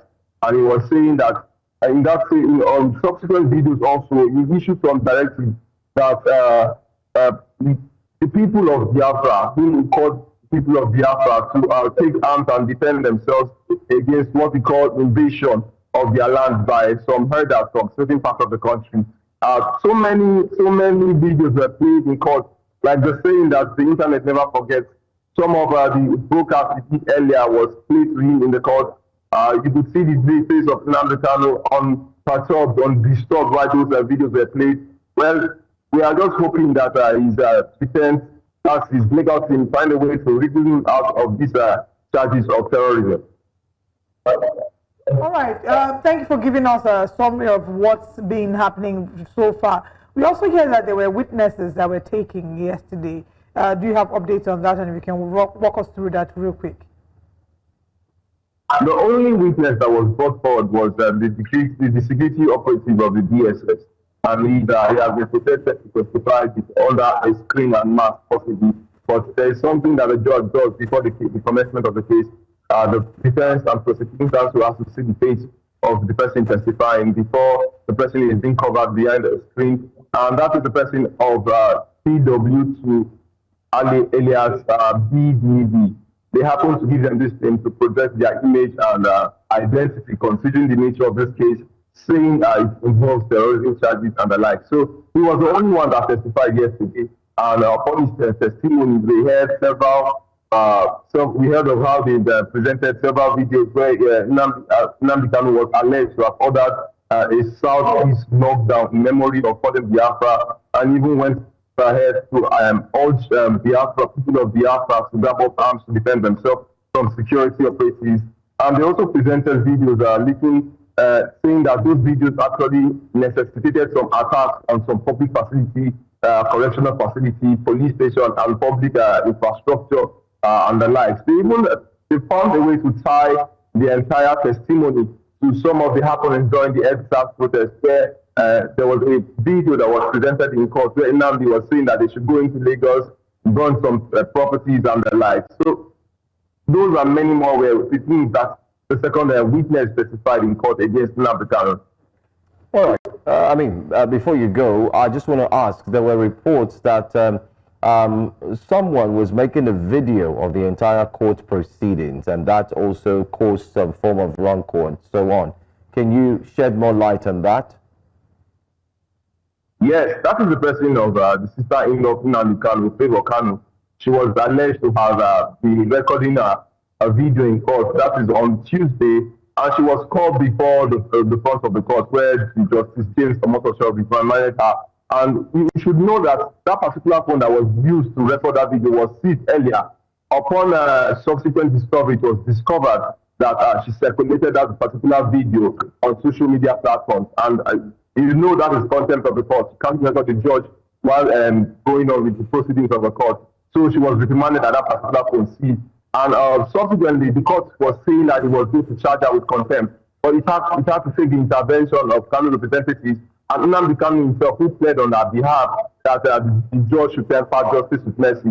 The judge then went ahead to issue a ban of not being in court in 3 proceedings, saying that from yesterday to other 2 proceedings, she would not be granted access into the courtroom or perhaps into the court premises. All right. Thank you very much, Joshua Imarai, for bringing us update. We'll continue to follow up with you regarding the Nnamdi Kanu case. To stay well. And stay safe. Yes. All right, let's now head to Edo State, where the House of Assembly Speaker, Blessing Agbebaku, along with other key PDP members, recently defected to the APC. The Speaker said the move was aimed at aligning with Governor Monday Okpebholo to fast-track development across the state.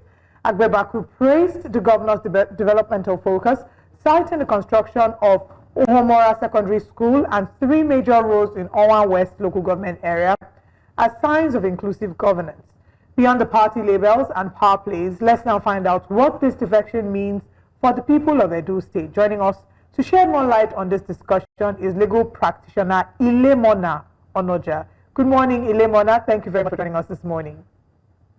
Thank you very much for having me, Olive. All right, let's get your initial reading when you heard of the defection to the APC. It does seem like hurricane defection has touched Edo State. And what were your thoughts, your initial political and legal reading to this move? Politically, it wasn't one that had a lot of surprise because this has become one of those things that happens in Nigerian politics where people given mandates by the electorate take them and take those mandates to serve their own political interests and just move with those mandates willy-nilly. Legally, it is it is a little bit of a surprise that we still allow these things happen because all the way in our constitution, all the way up to the Supreme Court has said it very clearly. You cannot be a member of a political party elected on the platform of a political party into the legislature and then you disappear with the mandate given to you by the people and take that into another political party. It's already, it's already resolved at the highest courts of our land that these things continue to go on and that there's a lot of chest beating and there's a lot of chest beating and boasting about it. It's indicative of, and this is going to be a political statement, the reverse Midas touch of the APC, where we ignore the provisions of the law, we ignore the declarations of our court, and then we just bastardize all the institutions that we find.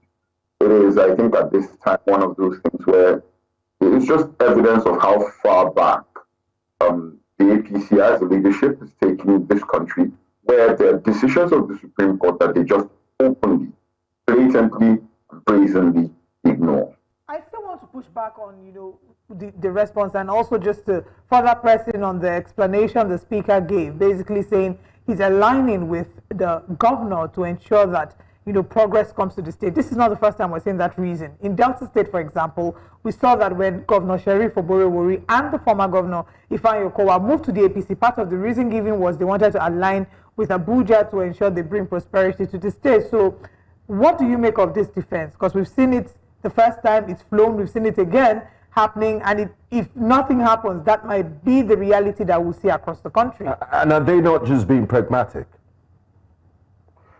We have to say that if there's anything, this is indicative of how badly run this country is under the APC. This is indicative that if you're not a member of our political party, you do not get any developmental dividends from the government. And that in itself, by that admission, that you have to belong to a cult, where before there is any sort of development that will come to your country from the national purse, from national patrimony, we will not give you access unless you come and kneel and kiss the ring. What these people are telling you is we've decided that we're going to be servants. We've decided we're going to be slaves. Because apart from doing this, there's no way anything will come to us. That in itself is very antithetical to the concept of representative government. For anybody to come out boldly, chest beat and say, the only reason why I'm coming here is because if I don't come here, my people will not get anything. It's a shocking admission of bad governance. It's a shocking admission of maladministration. It's a shocking admission of the personalization of government for the purposes of self-aggrandizement. I think that the people who said should be embarrassed. I think that the people about whom it was said should be embarrassed. If we had a proper government, it's a government of the people, for the people, by the people, all the people. It should be the government of Nigeria, it's the federal government of Nigeria. For anybody to say that, unless and until we join the APC, nothing will come to our people. Shame. All right, but they would argue as well. I mean, the same governors, the same members of cabinet of the governors who are defecting, like some of them that we've had on the program, they would say that, Section 68, 1A, allows for any member of a political party to move to another political party, especially if they have internal crisis or there seems to be a problem with that particular political party. And they've cited this as a reason for them to move from the PDP to the APC, because whether we like it or not, they're highlighting the fact that the PDP is currently in crisis. So how do we balance that with the fact that this may in any way affect Nigeria's democracy, and also with the other statement that they've tied to their move that they have to plug with the center so they can benefit the people more? I was hoping you would ask that question. If you read the case of Ireti Kingibe versus the Ondo State House of Assembly and others, the decision of the Supreme Court was that if for a division in a political party to be acceptable grounds for movement from one political party to the other, that division has to be such that that political party cannot function. That means the political party cannot present candidates for elections. That means the political party doesn't have official business. That means the political party doesn't have staff salaries. The political party probably doesn't have a national working committee or a party leadership. So that is not the case here. It's just very simple, very straightforward. The PDP functions as a political party. The PDP has an acting national chairman, has an acting national secretary.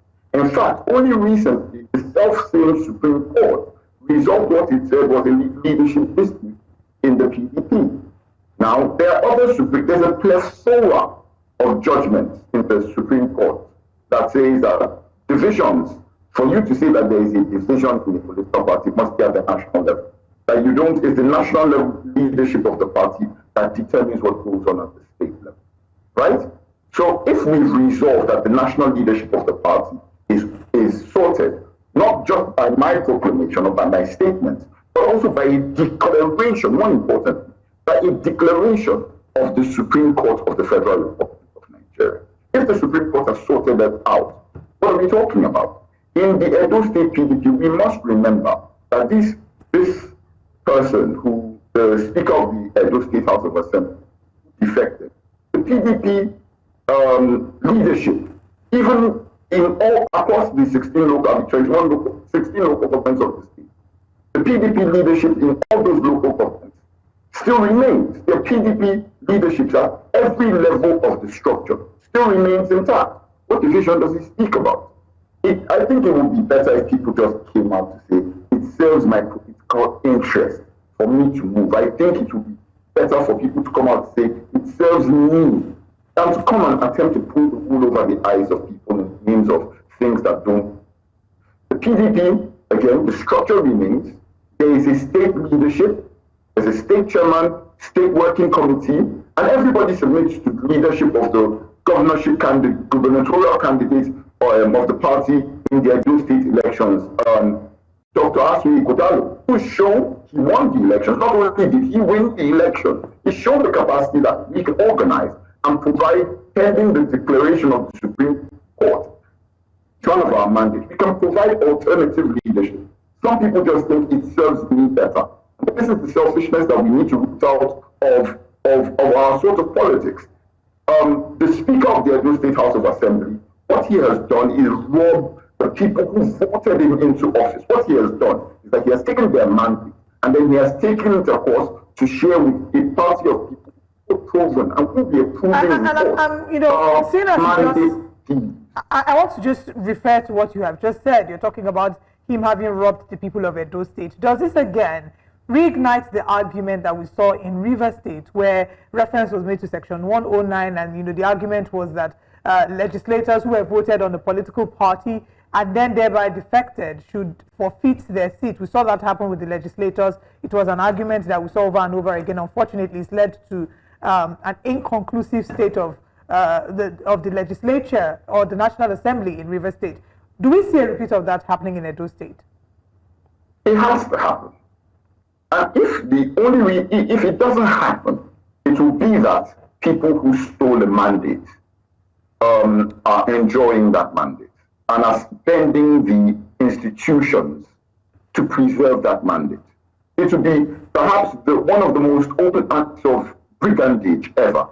Look, again, I say it, Ireti Kingibe and others versus the Ondo State House of Assembly and others. The Supreme Court is very clear. If you're a legislator elected on the platform of one political party, you cannot go to another political party.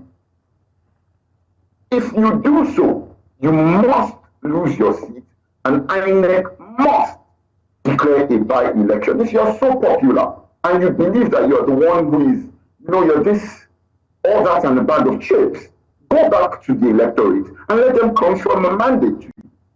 Instead, what we're seeing is a group of people, and I'm using, and this is the third or the fourth time that I'm going to say it, mandate thieves are taking the mandate given to them on the platform of one political party and running away to stash it with another political party.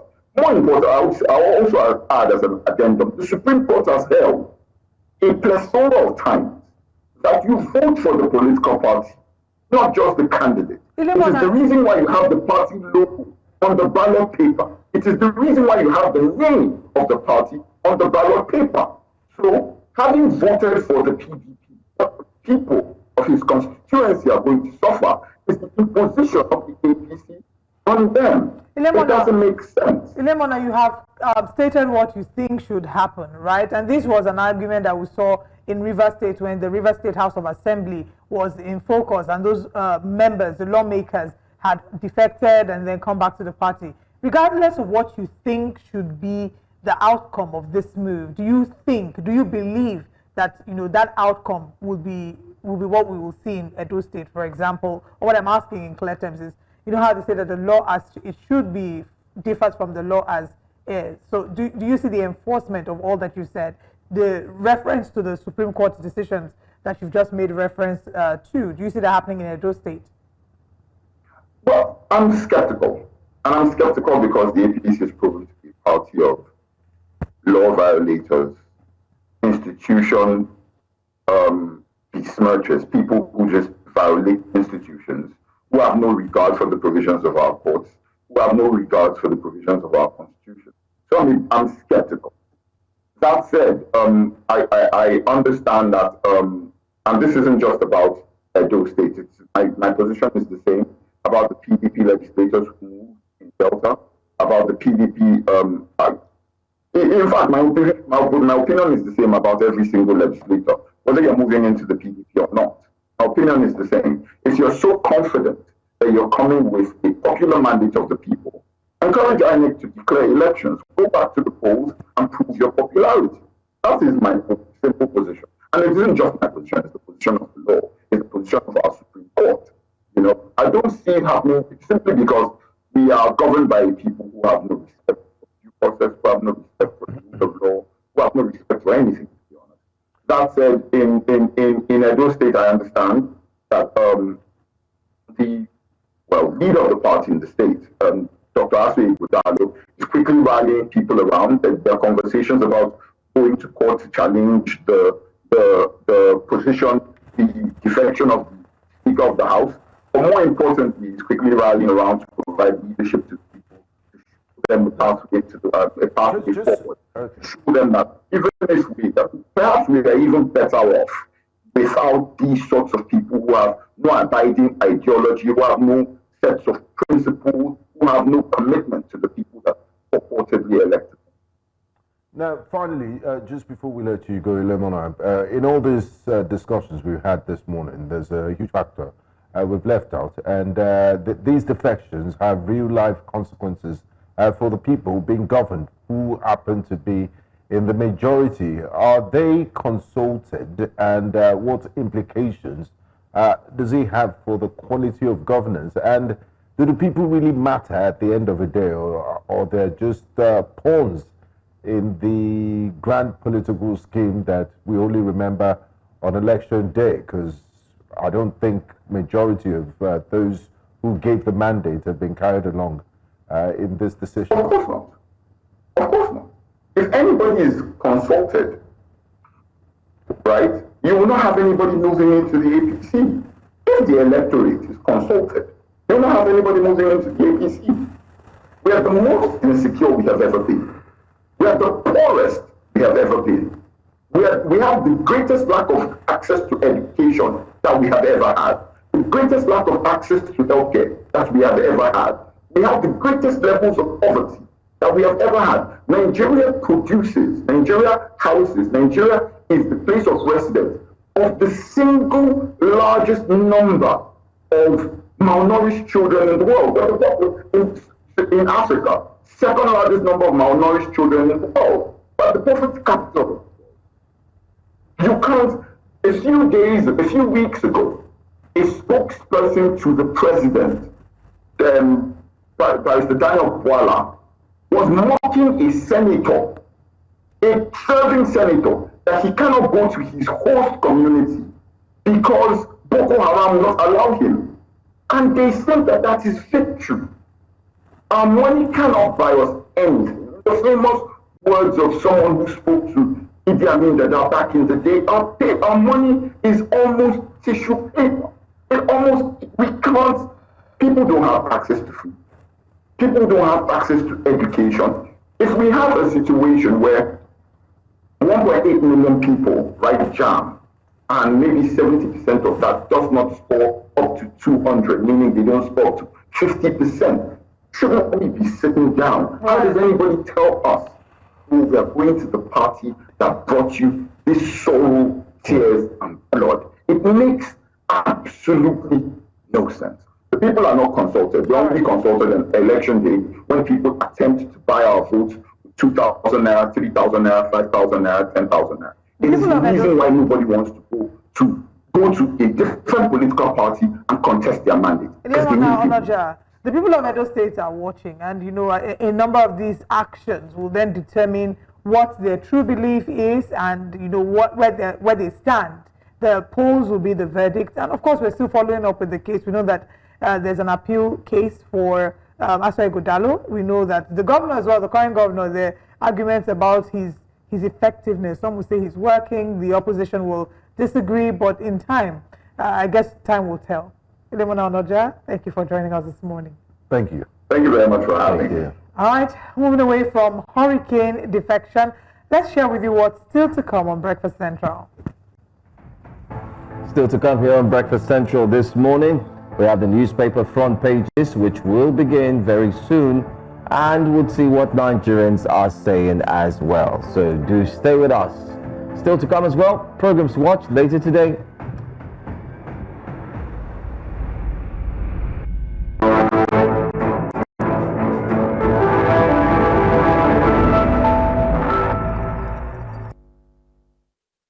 Welcome to Breakfast Headlines. Let's begin with the celebration of life, where dignitaries and well-wishers converged in Abuja, Nigeria's Federal Capital Territory, for a memorial and day of tributes in honor of the late Ijaw icon Chief Edwin Clark.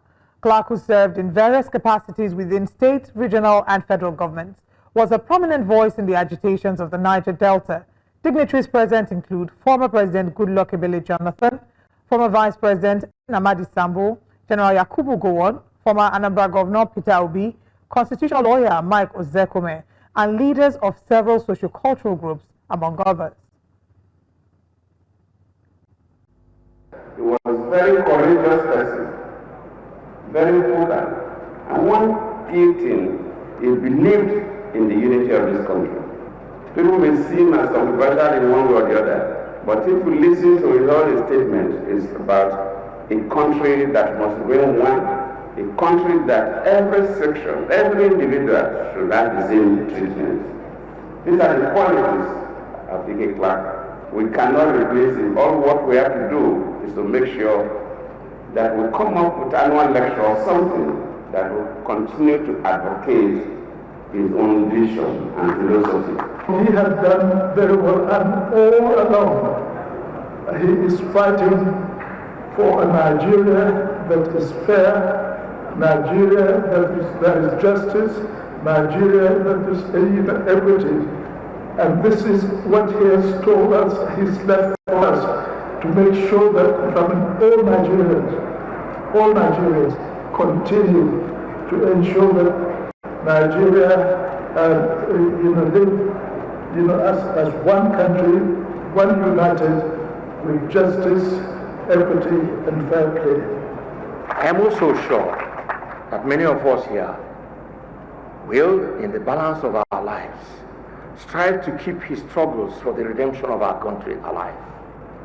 And by the grace of God, achieve the dreams of our founding fathers for a country of bountiful opportunities, an exemplary citadel for peace, progress, and justice. Away from that, the Nigerian Senate has passed for third reading 2 among the 4 tax bills currently before the National Assembly. This followed the approval of a report by its Committee on Finance after it commenced the clause-by-clause consideration of the tax reform bills currently before the National Assembly. The bills passed include the Nigerian Revenue Service Bill and the Nigeria Tax Administration Bill. The passage comes after the lawmakers spent over 2 hours making necessary considerations and amendments on several clauses in the bills following the submission of the committee's report. In other development, the House of Representatives has urged the federal government to provide subsidies for cancer treatment-related drugs, including free cancer screening, to reduce the cost burden on patients across the country. Lawmakers reacting to a motion on the need to subsidize cancer care expressed concern over the high cost of treatment, often running into millions of naira, as well as the limited availability of radiation therapy machines and treatment centers. Mr. Speaker, disturbed that the rising burden of cancer is causing a shortage of funding for cancer control diseases, with public financing being considered the most appropriate. Cognizant of the urgent need for government intervention to subsidize cancer treatments and drugs for indigent patients in Nigeria. As we speak, the radiation therapy machines are not even available. You have just one at the National Hospital. The next place you can be referred to is Lagos or Calabar, and that's just it. Because we are talking about treatment here, I want to add the prayer that federal government should make screening free. Because of this early detection we are talking about, this will enable people to... In the meantime, Information and National Orientation Minister Mohammed Idris has appealed to journalists to not give prominence to stories emanating from the activities of bandits and terrorists in the country. He gave the charge during his opening remarks at the ministerial press briefing in Abuja on Wednesday, where he noted that the war on terror wasn't just about boots and guns, but also about the mind. He argued that it was better if media reports about terror activities were not put on the front pages at all. It is also a battle for the hearts and minds of our people, one that terrorist groups are actively exploiting through propaganda, especially on social media platforms. I therefore call on my colleagues, media professionals and editors to be discerning in their reportage. We must deny these groups the undue publicity they crave. We must take them off the front pages and accurately report them as the criminals that they are, without glorifying their acts or giving credence to their false narratives. We now go outside Nigeria, where thick black smoke emerged from the 16 Chapels chimney on Wednesday, a sign that cardinals failed to elect a new pope in their first conclave vote. The 133 voting cardinals have been isolated within the historic chapel since Wednesday evening, tasked with casting secret ballots to choose a successor to Pope Francis, who died on April 21st of a stroke and heart failure. If no cardinal receives 2/3 of the vote, the ballots are burned with a chemical additive that produces black smoke, which signals to the outside world that the next pope has not yet been chosen. And that's all we have this morning on Breakfast Headlines. I am Olive MOD, and we'll now reconnect with Breakfast Central. Welcome back to Breakfast Central here on News Central Television. It's time for us to review the newspaper front pages, and join us to do this is no other than drumroll Strategy and Public Affairs at Nairametrics. I must add, I'm such a fan. I watch you all the time on television, and it's an honor to meet you, sir. And then the Yorubas will say, thank you very much. A legend, an Irumole that is walking. Even before I met you, I'd heard so much about you. I remember I told you about the Yorubas will say an Irumole, a legend. Irumole that is walking on both tarred and untarred roads. Wow. That's deep. I know the Yorubas will always say, yes, me. We're not saying you. You deserve your accolades.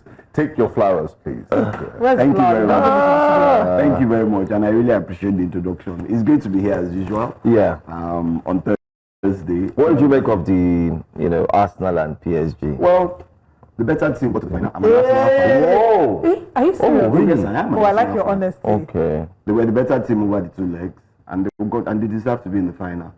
I'd expected that it was going to be Arsenal, Inter. That was my prediction. But unfortunately, PSG were the better on that day. And what of the Inter Barca one? So, because I'm an Arsenal fan, I wanted Barca to win. But I really did believe that Inter was going to beat them.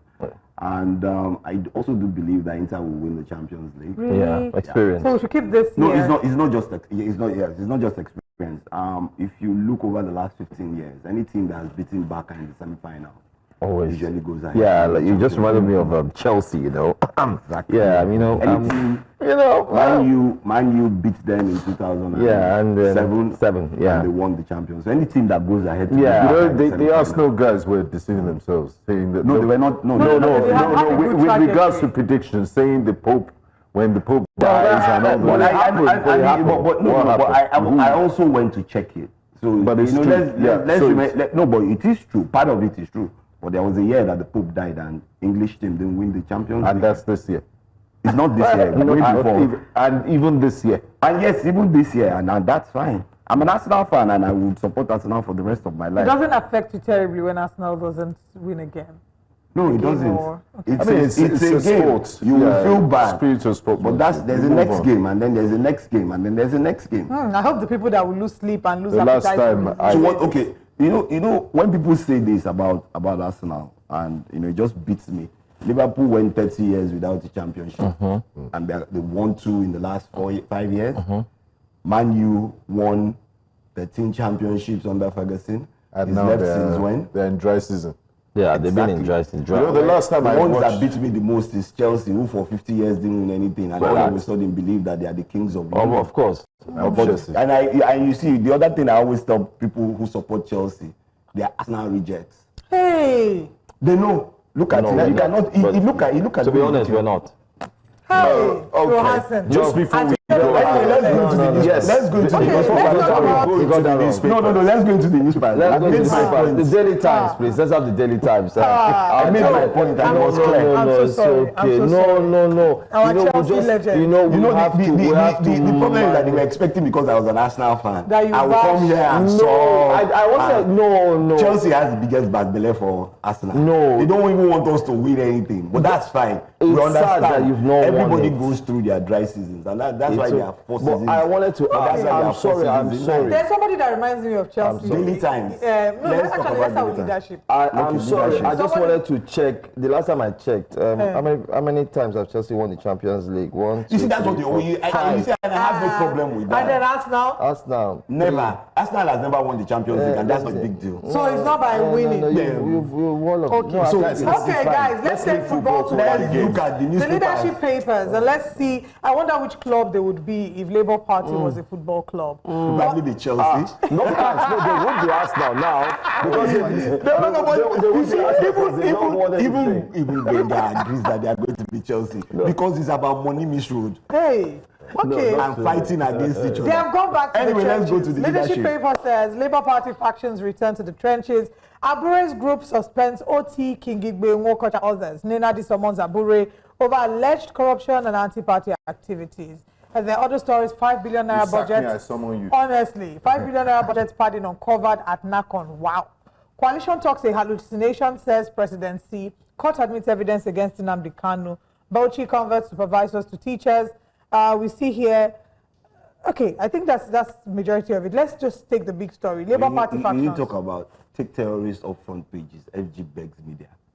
Okay. Oh, I didn't see that. I missed that. Yes. I think we should. Okay, maybe we should take that first because I took that when I was reading the newspaper headlines, and they said yesterday, the Minister of Information was saying that part of the war against insecurity is not just with boots on the ground, it's also in the mind, and that if journalists and media will stop putting terrorism on the front pages of the newspapers, it would, it's giving the marketing as well. Yeah.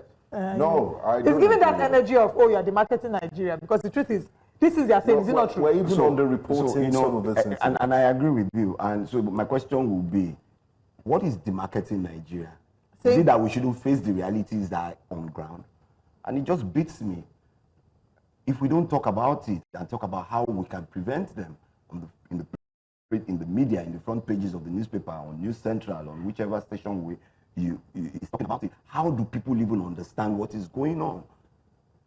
This idea of, oh, no, it can't be in the front pages because we're doing so much about it. But people need to know, not just what you're doing, what they should do to also help you to ensure that we can go beyond this. Initially, it was name. Oh, register your name. And then hold, what's it called, telcos to ensure that you still get numbers calling you that they are not registered. And that's after over 100 million Nigerians are registered on NIN. I remember last week or 2 weeks ago when we were talking about the census.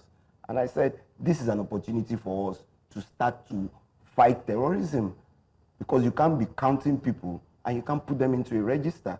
So this idea of, oh, take it away from the front pages, I really don't understand. When terrorist acts happen anywhere in the world, it's front page news, and it must be front page news. Are we even giving it as much attention as we should? We stop giving it as much attention as we used to. To it. So we need to sensitize the public on what are the happenings, not just about people being killed, but these things happen. How do you prevent them? Over the last 2-3 weeks, Benue State, Plateau State has gone through issues relating to terrorism. So why won't we put it? Are they not, those people who are being killed are not Nigerians, and Nigerians shouldn't know that Nigerians are dying from the hands of other Nigerians who are terrorizing them. It just beats me every time when people make these statements and like, oh no, it's demarketing Nigeria. I don't need to put it on the front pages of the newspapers to demarket Nigeria. Go on today's newspaper. Are you with me? Is what's it called? Tomorrow's news is yesterday's. It's yesterday's, yeah. At the end of the day, whether we like it or not, it is what is happening. Just like Jabi said, he said the defense to, he said, he didn't say this in those exact words, but the defense to defamation is truth, right? If you're saying that we are demarketing, for example, the truth, there's a truth element to it. These things, is it a lie? Another angle to it would be we are then prioritizing the lives of Nigerians. Yes. Because we are just even what is even expected is to be able to get information, adequate information. In some of these attacks, we don't know an exact number of people that were killed. Who are these people? What are their names? Them. You don't know how it happened. They say we're investigating, and nobody knows what exactly we're investigating, so that communities can start to become more security conscious. You can start to tell them the kind of steps they need to take. When the response to that visit, then they, showed concern. They promised to get on top of the situation, and then we move on to the next news cycle. Sorry, Benga, are we walking our talk? Let's leave it at that. The response to that is the Punch newspaper front page, where they said, rising insecurity. Federal government orders new strategy amid fresh attacks in Borno and Benue. Then you look at the rider, Army Captain, Benue APC chieftain, others killed as terrorists wreak havoc on both states. It will be a disservice that these people were killed and we don't mention it and we don't put it on the front page.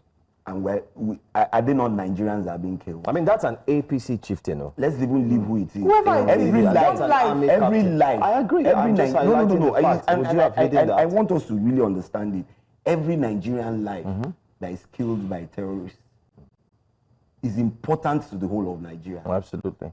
So it makes no difference whether it's APC chieftain or it's Wade Ahimie. It's a Nigerian life. It's not a tribal life. It's not a religious life. It's a Nigerian life. And I continue to say these things. Nigeria is what we are. We might come from different parts of Nigeria, but first and foremost, we must be Nigerians. So whether it's APC or army captain or police inspector, they're Nigerian lives that have been taken. And the interesting thing is, we've lived through decades of our nationhood without terrorism and kidnapping and suicide bombing in our lexicon. So it's possible for us to have a well-secured nation and go back to the way things used to be. And I agree with you. All hands are on deck and they have the willpower to see to the end of this. And also employment and the economy. You can't just fix security in isolation. They play a huge part because that's where recruitment comes from. The idle men that are not doing much with their lives, and the high rate of unemployment is also a contributory factor. So until we deal with that, securing the country would only just be a pipeline dream. So we have to work holistically to fix it. And we have to tell everybody what is going on so that people understand what is going on, so that people can, and then tell them, how do you work to prevent these things? Yeah. All So, right. I mean, there should be some form of tracking. We should be talking about. Yeah. Okay, now since we moved to the Punch newspaper, I believe we should just go ahead from there, right? We've talked about the big story on the front page of the Punch. Pope Cardinals resume voting today after inconclusive first ballot, still on the front page of the Punch. Black smoke. Yes, black smoke came out instead of the white smoke to show that they haven't, no cardinal has gotten to third of the votes. Can a white smoke produce a black pope? Absolutely. Wisdom. When are we going to have as long as the white smoke that tells you that there's a new pope. No. So I think it's the white smoke tells the world. So they've been locked up since Wednesday. The conclave has concluded and the conclusion is inconclusive. So nobody has gotten up to 2/3. That was good. Conclave has concluded and the conclusion is inconclusive because they haven't gotten up to 2/3 of the vote. These are the guys I work with every day. Wow. Okay, back to the front page of the Punch newspaper. Power Minister opposes construction of 4,800 megawatts nuclear plants. VDM released after 5 days in EFCC custody. Lagos local government poll, Lagos APC pushes for consensus candidates in 57 councils. That a number of stories I hope that we can take. Senate passes 2 tax bills, rejects 10% VAT. Labour Party crisis. Abure probe begins. Kingibe others suspended. U.S. helicopter firm indicted in Wigwe's death. Maybe we can touch on that. Really sad there. Benue governor alleges removal of plot as Speaker's conference tackles National Assembly. Now, I want us to talk on this one. So there was a coalition of former Nigerian lawmakers. They described a protest on Tuesday by a group of lawyers at the National Assembly as a patriotic move to save democracy. So apparently these lawyers had urged the House of Reps to take over the legislative functions of Benue and Zamfara states. Meanwhile, Governor Hyacinth Alia has now come out to say that the protest is a plot to destabilize his government, to paint his government as, paint Benue State as unstable, and it's a desire to paint it in the worst possible light, and that is an attempt by President Bola Ahmed Tinubu to forcefully remove him from office. He's also asked NBA to go and investigate as people he described as individuals parading themselves as lawyers, masquerading themselves as lawyers to carry out that protest. My learned friends. There's only one learned friend here, but you can I'm talking to my learned friend, and that's why I looked at you. One of my learned friends, maybe not practicing, but you see, it's unfortunate where we find ourselves with the judicial system, and it's not just the lawyers. When people talk about the judicial system, the first thing they think about is the courts of law. No, the judicial system is the security system, that process that takes you from whether the police or the SSS or the DSS arrests you, and then takes you through the court process and all. But the question is, first and foremost, I ask the question, have we finally computerized or digitalized all our courts in Nigeria? Because you still find out people are pushing files, and people just want to push files. In a world where technology has taken over, where, in my own opinion, I think many of the judges have phones that they read all forms on it. They have computers, sometimes they have laptops that maybe some of them don't even open it. We must move with time, and to do that is how we can improve on the judicial system. And lawyers should remember, I don't know, is doctors, I say, is it Hippocratic oath? Yeah. They should remember, because what we find here in Nigeria is lawyers jostling from one court to the other, looking for a judgment. So that's my opinion. Let me push for, let me further expatiate on what the lawyers are advocating for. So there are lawyers numbering over 1,000. They came together from different parts of the country under the Save Benue and Zamfara coalition on Tuesday, and they protested to the National Assembly. Now, what are they saying? They're saying that they're lamenting that in Zamfara, 10 lawmakers have been suspended since February 2024 on the instructions of Governor Lawal for raising alarm over the rising insecurity in the state. And similarly, in Benue, they stated that 13 members of the House of Assembly were suspended for allegedly refusing Governor Hyacinth Alia's instruction to suspend the chief judge of the state. So they're saying... the question is, my question is, does the governor have the right to suspend these people? What does the Constitution say? So that's why they're asking that the House of Assembly takes over the... No, how can you be asking the House of Assembly or the National Assembly to go take over? Invariably, once you're saying that, it means you want to create a state of emergency. Which is kind of what happened in Rivers State as well. Exactly. So what you should do is go to court and let the judges interpret the constitutions on whether the governor has the right or the authority to suspend anybody who is a lawmaker.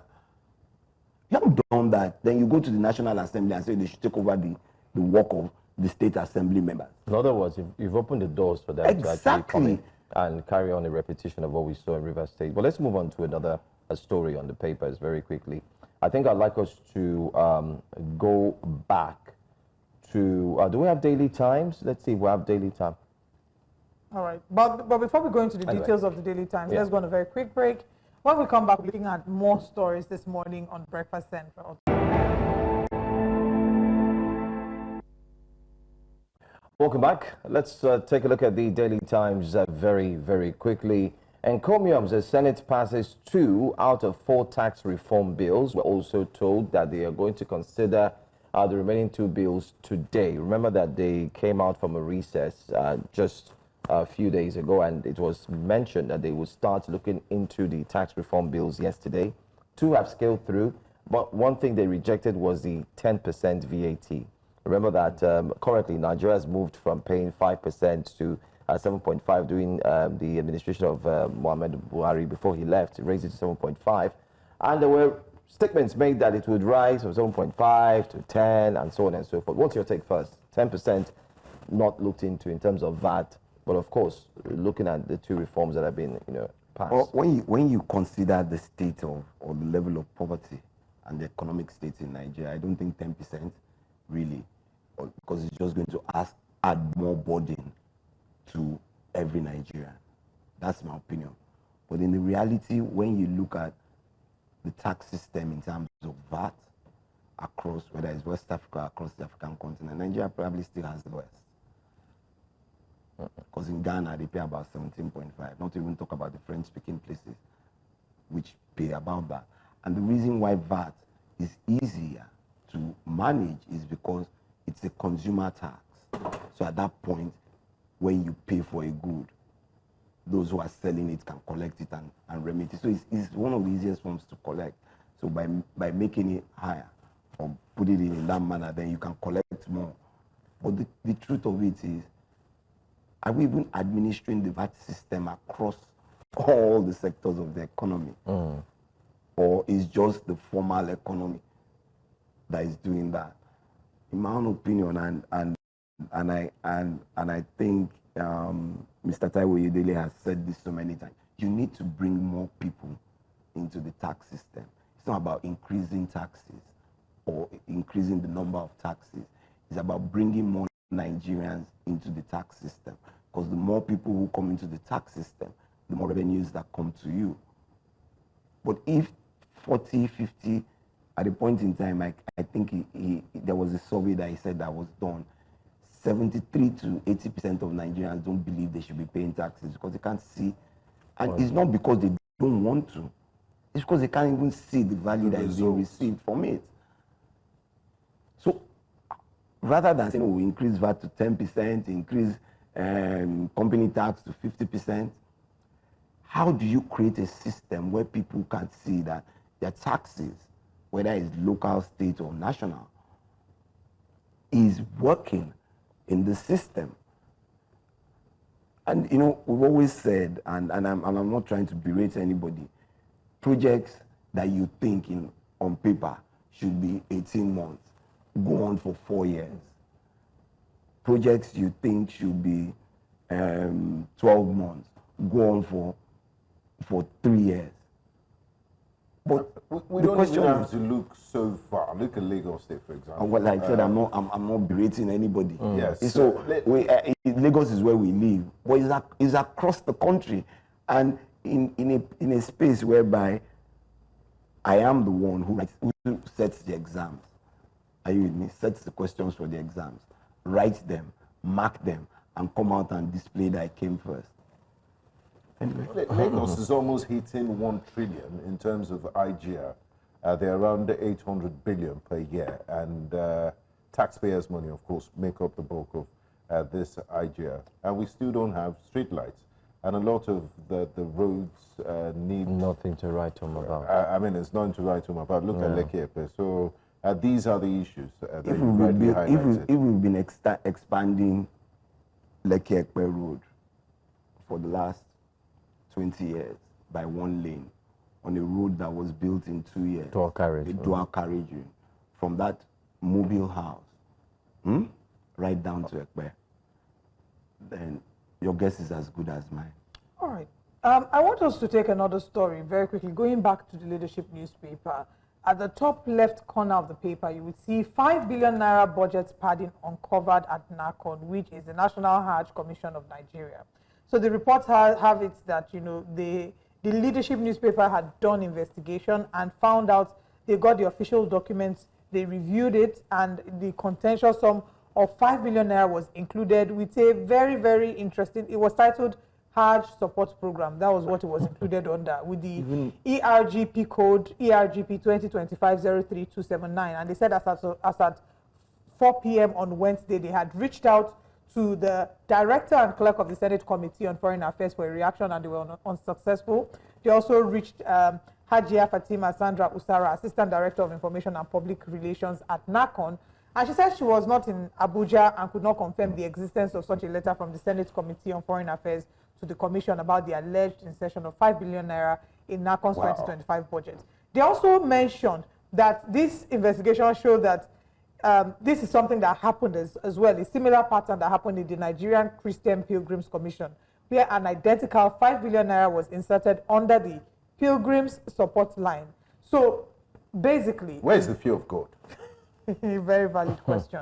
Good question. 5 billion naira under a faulty headline, you know, a fault, they're not quite sure what the 5 billion naira is for. They're asking for clarification, they're not getting clarification, which then goes back to the conversation about, so, you know, religious pilgrimage and how these should be funded. You know, how should religious pilgrimage be funded? We've seen arguments for and against. Those who would say that it should not be the concern of, government should not involve itself in pilgrimage. And if people decide they want to go on pilgrimage on their own, it should be funded from their pockets. So let me trade back at you. A Christian, I guess. I am. If you want to go to Jerusalem today, do you think the government is the business of the government to fund your personal trip to go and see Jerusalem? No, if they do, I'll collect. I'm joking. No, but you see, what you just said, yes, you might not collect it, but that's the mindset. I don't see the reason. And it started as, oh, maybe we'll use this as a compensation for religious bodies so that everybody is on my side. But I don't see, yes, you should have a commission. Why? Because it helps you in the process of saying, okay, these are the things you need to put in place towards going on a pilgrimage.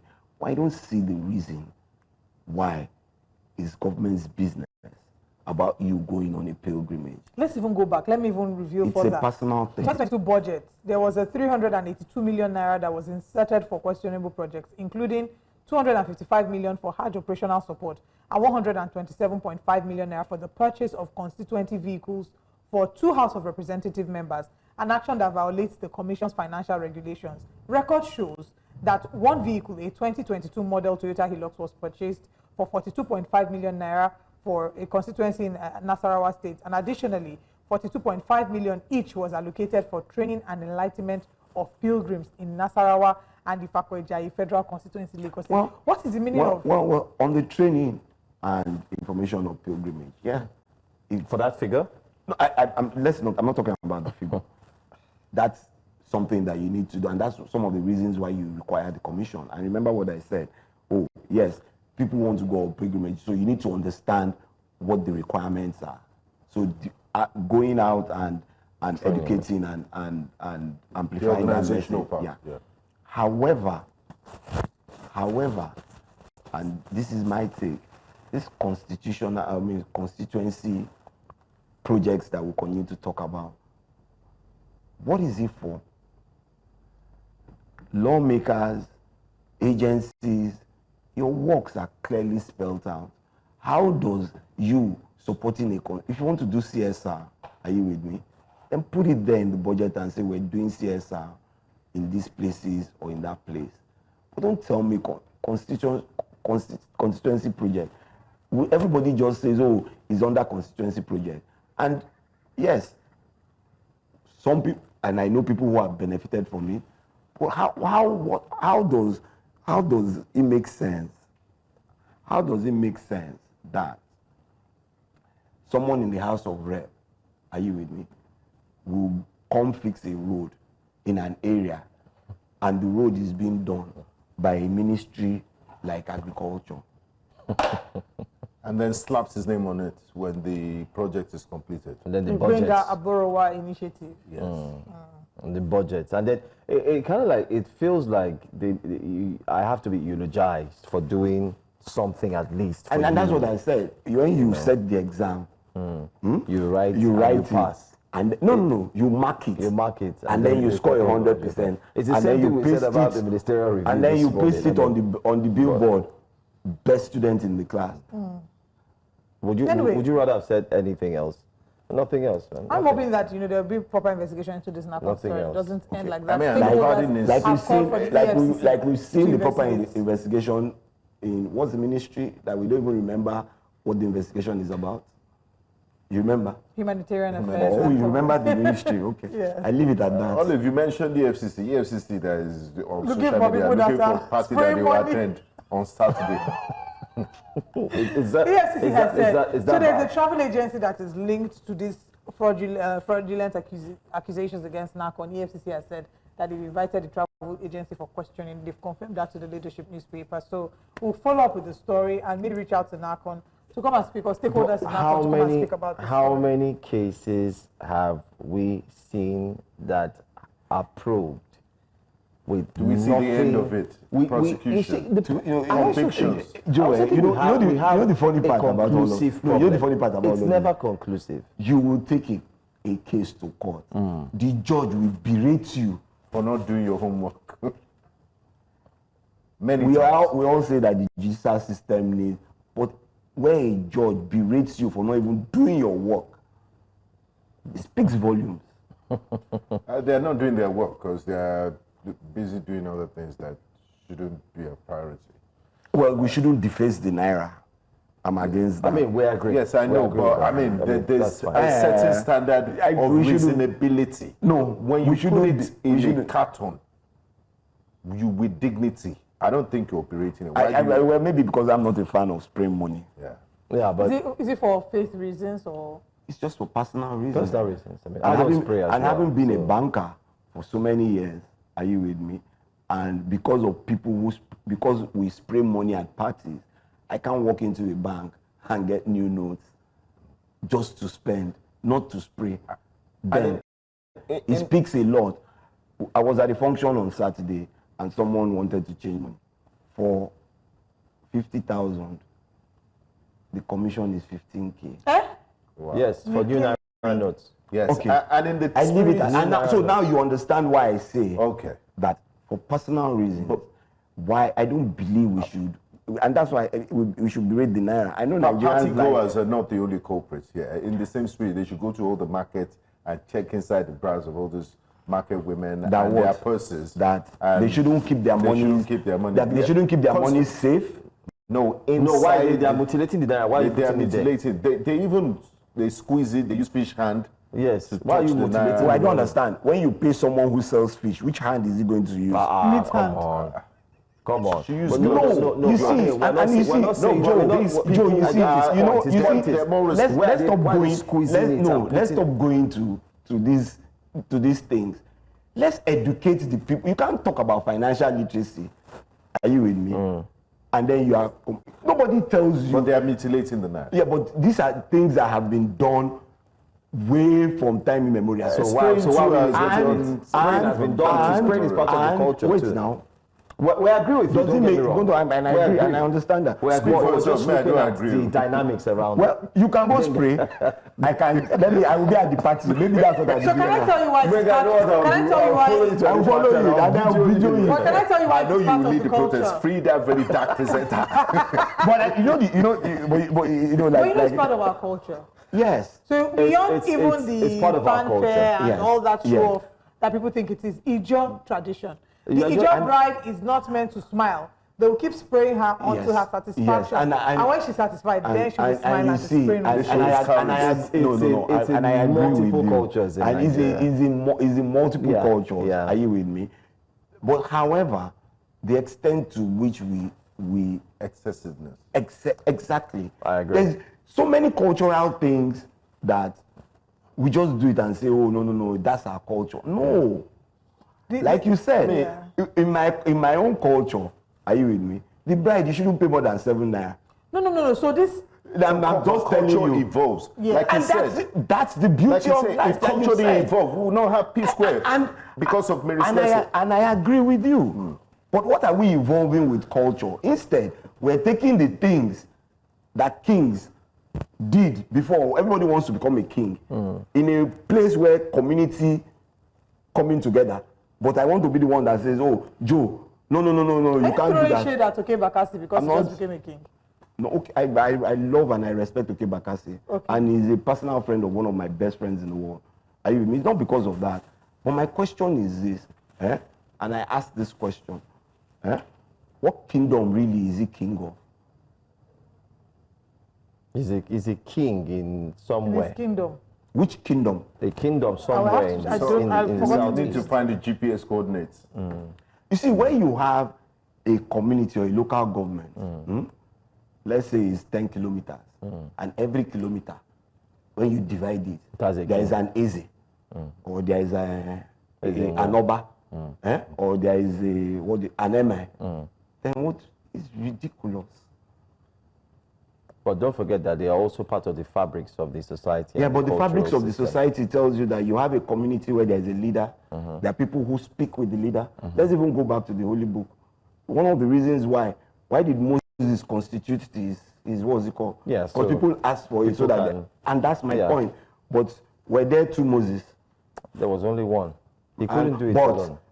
Many of the things that happened to the Israelites came as a result of those leaders who were listening and doing those things and not coming back to the person who had the authority to say yes. I understand and that's the point I'm making. Where so every kilometer.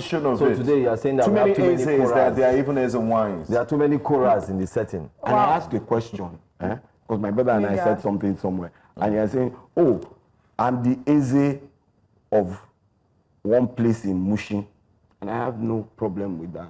Or I'm the MI of one place in Ibitemeta. MI of MI Baga. Okay, I live in the Oba of my sitting room and my parlor. That's where you should be, the Oba. Exactly, that kingdom, and deal with it. Thank you so much for watching this show. Please ignore the rest and listen to me, please. Let's bring you what's later today here on Breakfast Central. Later today on Breakfast Central, 11 a.m., we have Business Edge. 12, we've got News Now. Get 1 hour full news bulletin. And 7 p.m., join the Politics Show, Politics HQ, of course, with the one and only Dakbo Adeboye. Man, this is the sad part where we have to go. If management is listening, can we make Breakfast Central till 11:45? No. We can actually do till 5 p.m. So no other show will show. No, do it till 10. Although we've come to the end of the road, you're already standing up. Yes. Yeah. I remember what I said. then maybe we should have stood. So maybe this conversation would have been more interesting. Let's go. Let's leave it. Continue, guys. Please. To continue. Joe and I will see you tomorrow. Thank you very much. They say you can produce the I'm joining Jesse. Just very hard working. I'm going to be very hard working. Okay, so you do politics HQ by 7 p.m. Time for you to now. Bye bye, guys. See you tomorrow.